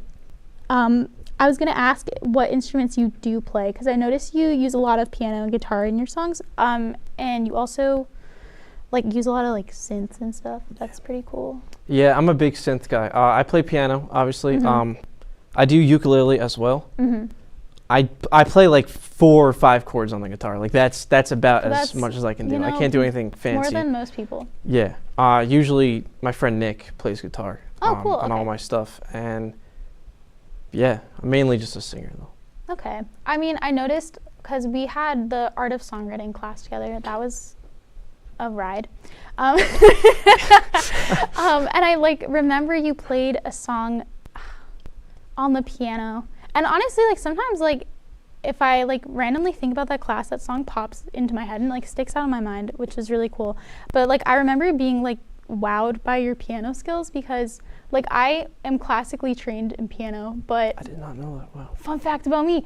But when I play and sing together, it I'm no longer good at piano. Right. So I was like, wow, okay. So how long have you been playing for? Technically middle school. Okay. We got our first piano in the house when I think I was in middle school, and I don't read sheet music. I just I can, but I don't necessarily like to. I used to just learn completely by ear. Wow. But I'm more into lead sheets now. And yet, singing and playing took a long time for me to like master, because at first it was like, yeah, I'm playing, and then I start singing, and then I'm off beat, or if I'm off rhythm, and I would mess up like all the time. So it took a bit. Yeah, I think that's like the biggest like struggle is like keeping, you're like doing, it's kind of like patting the top of your head and rubbing your stomach, or like my dad 100%. would say like chewing gum and walking, even though you can do that. I don't know where that came from, but anyways, that's a new one. Yeah, it's like one of those things where it's like hard for you, I guess, to like coordinate, so that's really cool. I guess I wanted to ask a little bit about kind of like where you get, don't reveal too much because I have more questions, but like where you get your inspiration from, like when it comes to writing songs. Kind of all over the place. Like recently it's been a lot about family and friends. Kind of as I'm getting older, I get more nostalgic, and I just want to kind of look back on memories that I had with friends and stuff. That's nice. They're always happy, but I always feel sad writing them because it's like, Yeah. I miss my friends from home and stuff like that. Oh, oh my God, okay. I feel like when I write music and stuff, I either like write something like super duper sad and like it's like, okay, like whoa, but like what, I think it's like, do you find that you like have to channel the emotion and like you're feeling it as you're writing it, or like you can separate it from, like, do you feel like when you're happy, like, oh, I can write a sad song today, or like vice versa, or like you have to be in that like headspace? I think it's always about the headspace, but I've noticed I can kind of like not force it, but like influence where my headspace is. So if like I'm in a sad mood, but I'm not in the mood to write a sad song because I just don't want to be sad anymore, I'll look at a bunch of memories with my friends or my family or people that just make me happy, and all of a sudden I feel instantly better, and then I kind of just focus on what I just saw. I think that's like a telltale sign of like a good songwriter, like being able to like I guess like influence your headspace, like you said. I also like wanted to ask like how long it takes you to write a song. It depends on the song. Like some days I got it, and some days I just don't got it. A lot of times I'll come up with a really nice idea, melody-wise, and then I go back to it a couple days later because I'm just not getting the lyrics that I want to. But like I think the longest one time it took me was like 2 weeks. It took me to write one song, like not even just a production, like just songwriting itself, and that was not fun for me. I mean, like I feel like I would just give up, you know? I really wanted to give up so bad because I was like, I don't know where this is going. Right. But I really like the idea, and I want to keep building off of it. So. Do you mind telling us what song that is? It was it out? Actually Sublime. Oh. That one took me a very long time. Wow. I wouldn't know it. I mean, not in like it sounds rushed, but it sounds like, I find that like when I write songs and stuff, like if I take a break from it and I come back to it, sometimes it sounds a little bit disjointed, and I have to like work on it to make it sound more cohesive, but like it sounds like you wrote it all in one sitting. It was kind of like, because I did the instrumentals first for that one, which I rarely do, but I had the instrumentals done with that one, and I was like, all right, this could either be a really mellow song with happy lyrics, or this should just be like a sad song with like a nice beat, and I did not know what direction I wanted to take it. And that's what took me so long to figure out. Right. So was Sublime written based on like a personal experience? Yeah. If you want to share that. Of course. Me and my girlfriend have been dating for almost 2 years. Oh, wow. Oh, actually, scratch that. More than 2 years. Oh, wow. Watch out now. Oh, no. I'm going to get in trouble. More than 2 years, and over summer, we do long distance and stuff, so I was kind of like missing her a lot, and I didn't know whether or not I want to write on the happiness of long distance, like trying to make it work, or the sadness of that, and I kind of just went with like missing her. I think, well, that's like nice too. I'm sure she listens to your music, but I'm sure she's happy that you write songs about her. Yeah. I feel like that's like stuff that people I don't know, you've seen like movies. Yeah, 100%. No, that's nice. One last quick question. I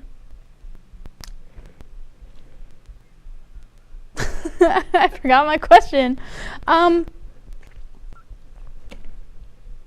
So you said Sublime took you 2 weeks. What is the shortest amount of time you worked on a song? 3 hours. Damn. Naturally took 3 hours. And is that like producing together, or is that just like you writing the Everything. song? Just like I wrote the lyrics and then I produced it and then I was done. Damn. Like I was like, all right, cool. I got a song. Perfect. Wow. All right. So we're going to take a quick break. When we come back, we're going to talk more about Hunter's songwriting process and some of his influences. Stay tuned. When you look at the number of disasters in the U.S., chances are every area will deal with some kind of emergency in the next decade. And between school, sports, and social lives, chances are you won't be with your kids when it happens. Will they know what to do? Ready.gov/kids has the educational tools and information to make the conversation easy. When the time comes, chances are they'll feel prepared, not scared. So talk with your family today.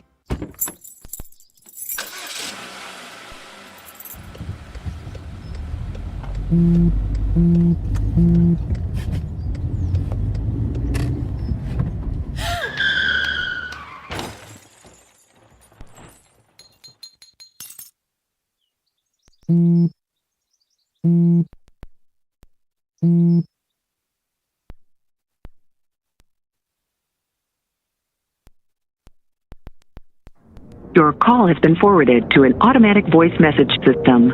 At the tone, please record your message. Hey, I don't have much time. It's almost here. Listen closely, and whatever you do, don't panic.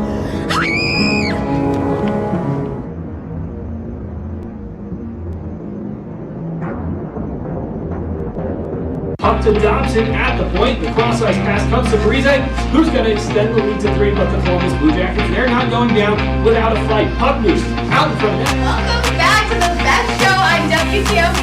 I'm your host, Miss Meg Trivia. And I'm Donna B. We start things off in the pool as 4 members of the Oswego women's swimming and diving team have earned all SUNY honors.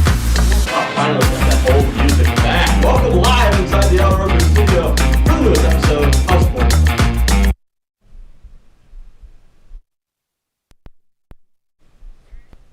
Welcome back to Creativity Unveiled. I'm sitting with Hunter, a singer-songwriter at SUNY Oswego. So let's get into it. So I noticed you covered some Joshua Bassett songs, specifically Wildfire. I saw that on your Instagram. Is he one of your influences? I think occasionally, but more people have just like compared me to him. Okay. But I really like his voice, so that's kind of why I cover him. I feel like your voice sounds similar to him. Yeah, people have said that. People have said that, so I kind of just cover him because it fits my voice. So. Cool. Okay. So can you talk a little bit about like what artists influence you, like maybe from like when you were a kid to like what influences you now? You know. I mean, from when I was a kid, even till now, Frankie Valli was always a main influence. He's getting absolutely roasted right now because of how old he is and like. I think he looks so good sad. for his age. I think so too. I mean, because I met him again. Oh, you did? I met him in July of 2019, and then I met him in July of this year. Wow. Okay. Same date. Really weird coincidence. Huh. And he looks good for his age, but like. He's definitely old, and it's sad to see him like going through the ringer. Like it's just sad, but he's been. But my his biggest voice influence. sounded like impeccable. Just if like the audience doesn't know what we're talking about, there's a video of Frankie Valli that's recent where he is singing. Do you even know what the name of the song is? I don't. Sherry. Yeah, so he's singing that, and he kind of like emerges from a group of backup singers, and he looks a little stiff, but it's okay. Like, you know, he's older, but that's just basically what we're talking about. Yeah, I think people need to be a little bit less cruel. You know, he's very talented. He's doing what he loves. Yeah. What more can you ask? He's making people happy still. So I have to ask, how did you meet him? Twice on the same day. So the first time in 2019, I was in a doo-wop group. Like we sang a bunch of old songs and stuff, and we were just like, all right, let's sing right now outside, like, because the concert just ended. We're like, let's sing right now. We had like these vinyl records that we wanted to get signed and stuff, and oh wow, okay. we're just like, let's sing so we'll get people's attention. And one of the Four Seasons, Bob Gaudio, his daughter was there, and she came up and she's like, oh, you guys got vinyls? I'll go get these signed for you. Cool. And she came back and they weren't signed. We're like, dang. She's like, all right, we're gonna bring you backstage. Wow. And we went backstage. She's like, you have to sing for him though. And we're like, okay, that's crazy. And we sang for him and it was awesome. What did he say? He was like, yeah, this is really good, and he gave us tips and pointers and stuff, and it was awesome. The second time he was like, yeah, I remember you guys, and I was like, cool. Wow, okay. Yeah, he was just straight to the point, and that is he wanted so to go home. Cool. But yeah, it's awesome. It's like a story you can tell your like grandkids or something. Yeah. So I wanted to ask a little bit more about your songwriting process. How you said you write based on experiences, but like I know like for like Taylor Swift, for example, she like writes songs based on like stories or like hypothetical situations. Like there's one where like I don't even want to get into it. But anyway, she basically writes songs based on stories. I just was wondering if you've ever done that, or you just go solely based on experience, or exaggerated experience. I mainly write on experience, but there are some times where I'm like, all right, how can I take this a little bit over the top? Because the story might just be super boring. So I gotta like amp it up a bit. Yeah, I mean, like if I look back at like I'm updating my computer and like kind of deleting files. If I look back at like GarageBand files from when I was a teen, I'm like, it was not that serious. Yeah. Like the song you wrote, like, whoo, take it down a notch. But I don't know. I feel like, you know, maybe my frontal lobe is developing and, you know, I'm chilling out a little bit. Yeah, exactly. I think the same thing. I mean, it's fun to write like exaggerated things, like I don't know, like somebody you didn't say hi to you, but you write a whole song about how they're like the worst person in the world, sort of thing. Like exactly. It's like a cathartic thing. So do you find that like songwriting, like I know some people do like journaling, like I color in a coloring book to de-stress. Do you find that like songwriting can help you, I guess, like kind of help you process like events or like emotions? 100%, because I have a lot of songs that are written that I haven't like released, and if I'm like really angry, I'm gonna write a really angry song. But then I'm like, I don't want to put out a really angry song. Though some people might like want that sometimes, but I'm just like, it's a little too angry. Do you feel like that would stray away from like the stuff that you, because what I've noticed on your Spotify, it's like pretty like upbeat kind of stuff. Even like the subject matter isn't upbeat, but like your songs are upbeat. Do you feel like you wouldn't release it because it kind of strays away from like what you typically write? Yeah, I think I'm more of like I like to put people in a good mood, but also like to write relatable lyrics. Okay. Things that people have also had the same experience as me. But I don't always feel the need to like put it to a really sad melody. I kind of just want to keep it happy, like people can vibe to it, but it's still relatable. That's good. I feel like too, like people connect with artists. Like, I mean, I know there's like some generic pop songs that people just like because it sounds like fun. But I feel like people really connect and like hold on to lyrics. So I think that's really important. Yeah. I did want to ask about like how you deal with writer's block, or like if you ever have writer's block. I've only ever had writer's block one time. Really? And it was bridging from the summer going into this year. It is the worst feeling of all time, because I'm like, writing is how I help myself like stay like sane. Stay sane. And if I'm like, all right, where are the ideas? They're not flowing. I freak out and I'm like, uh-oh. Yeah. And it lasted for like 4 weeks, like a month, and I was not having it. Like I was almost mad at myself. I'm like, dude, what is wrong with you? Wow. Why are you not writing? And I was like, once I stopped putting so much pressure on myself, then it started coming back. I feel like I've had a similar experience. Like this summer, like it sticks out so much in my mind because I remember it so like clearly because it made me so mad. The summer of 2021, before going into college, I had such bad writer's block for the whole summer, and I literally was like, I wanted to like shake myself by the shoulders and be like, why aren't you writing? But the thing that did the trick, like you said, is taking the pressure off yourself. Yeah. Do you find that you face a lot of pressure, not even just songwriting, but like just producing and making good music? Like, are you a little bit hard on yourself when it comes to things like that? I think so, and especially more recently, because like when you first put out songs, like everyone's going to be interested because it's like, oh, he's releasing his first thing. We got to listen to it. But like as you keep going, it gets increasingly more difficult to get people engaged. So I think now I feel a lot more pressure to like, what can I do to make people like the songs and like reach the right audience? But like, it's the worst tactic to take because then you're not making music that's like true to yourself. You're trying to please everyone else. Yeah. And it doesn't come out good. So how do you reach, I guess this is from like, I don't want to say like a marketing perspective, but like how do you reach like your target audience? Like what do you kind of do to like get that like even like one more person to listen? The success I had with Song for Your Homework was the best I've had for any other song.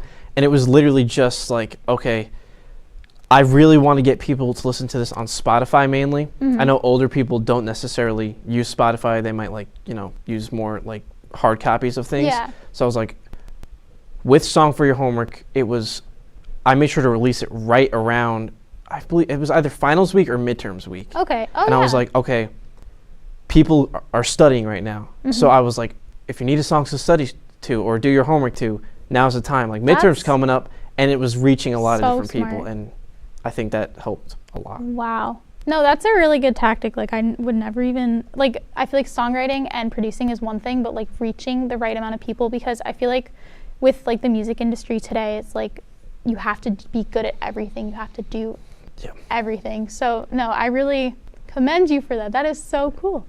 So when we come back, we're going to talk about Hunter's future plans, so stay tuned.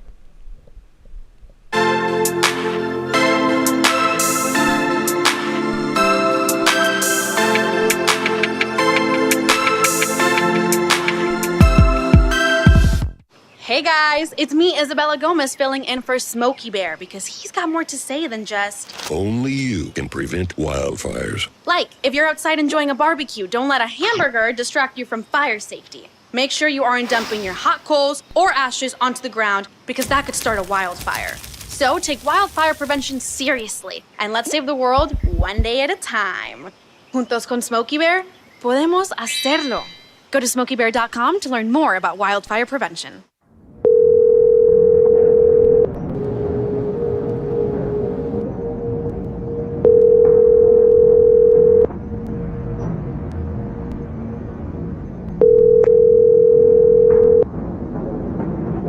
Your call has been forwarded to an automatic voice message system. At the tone, please record your message. When you have finished recording, you may hang up or press 1 for more options. Hey, I don't have much time. It's almost here. Listen closely, and whatever you do, don't panic.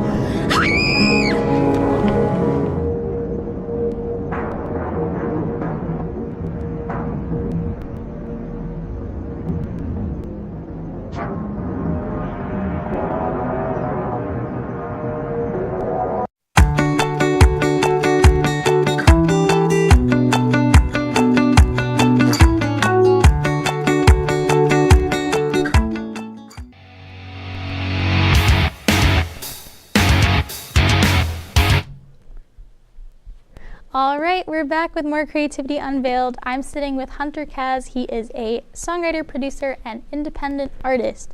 So Hunter, before we go, do you have any new releases coming out, new projects? Tell us, spill the tea. I do. I have a new song coming out this Saturday called Rainbow Bridge. It's about my dog who passed like a little over a month ago. Oh my God. That's a sad song. Oh. I don't write sad songs like at all. Like I do, I just never put them out. So like if you need a sad song to listen to, It's gonna be the one. Probably the most difficult one to write. Like, it took me not long to write, but it was just more trying to compose myself. Like, I feel like that's an emotional thing to go through. So, like, songwriting, like, you have to address what you're feeling. So, like, maybe, you know, you wouldn't be ready to address that. So that's, well, exciting that you have a new song coming out, but I'm sorry about your dog. My dog is old, so I'm like, yeah. Oh, he was 10 golden retriever, like 115 pounds. He was huge, so it was like, oh my goodness. He was just old. All right, so thank you so much, Hunter, for being here. I had a great time. We had some really cool questions. Stay tuned for Creativity Unveiled in 2 weeks. Bye.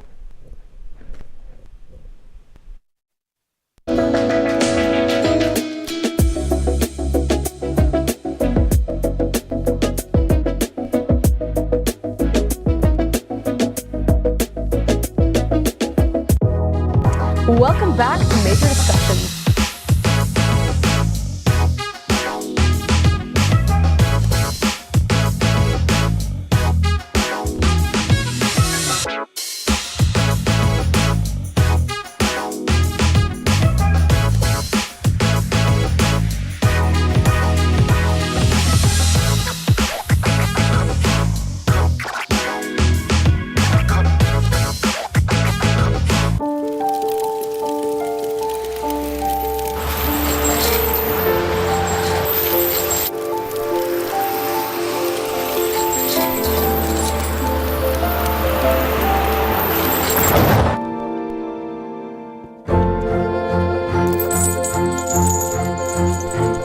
Did you know dragging chains can spark a wildfire?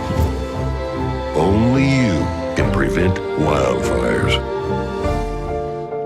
When I was in foster care, I never knew when I would have to move, so I always had my suitcase ready to go.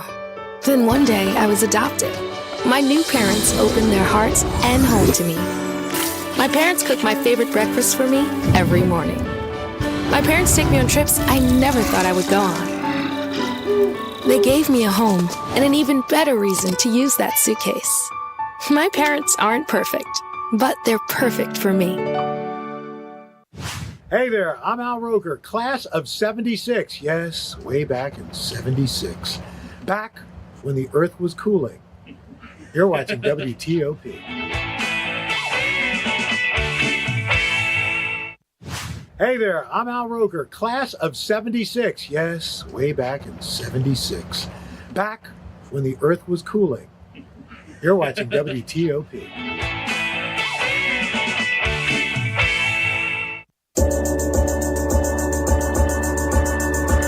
The Kinda Late Show with Chloe and Anna.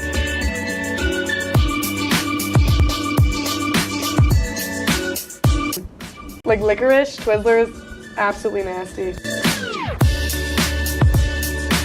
The thought of turkey is just nauseating. I think you're wrong, is what I think. You think I'm wrong a lot of time. I do think you're wrong a lot. When you look at the number of disasters in the U.S., chances are every area will deal with some kind of emergency in the next decade. And between school, sports, and social lives, chances are you won't be with your kids when it happens. Will they know what to do? Ready.gov/kids has the educational tools and information to make the conversation easy. When the time comes, chances are they'll feel prepared, not scared. So talk with your family today.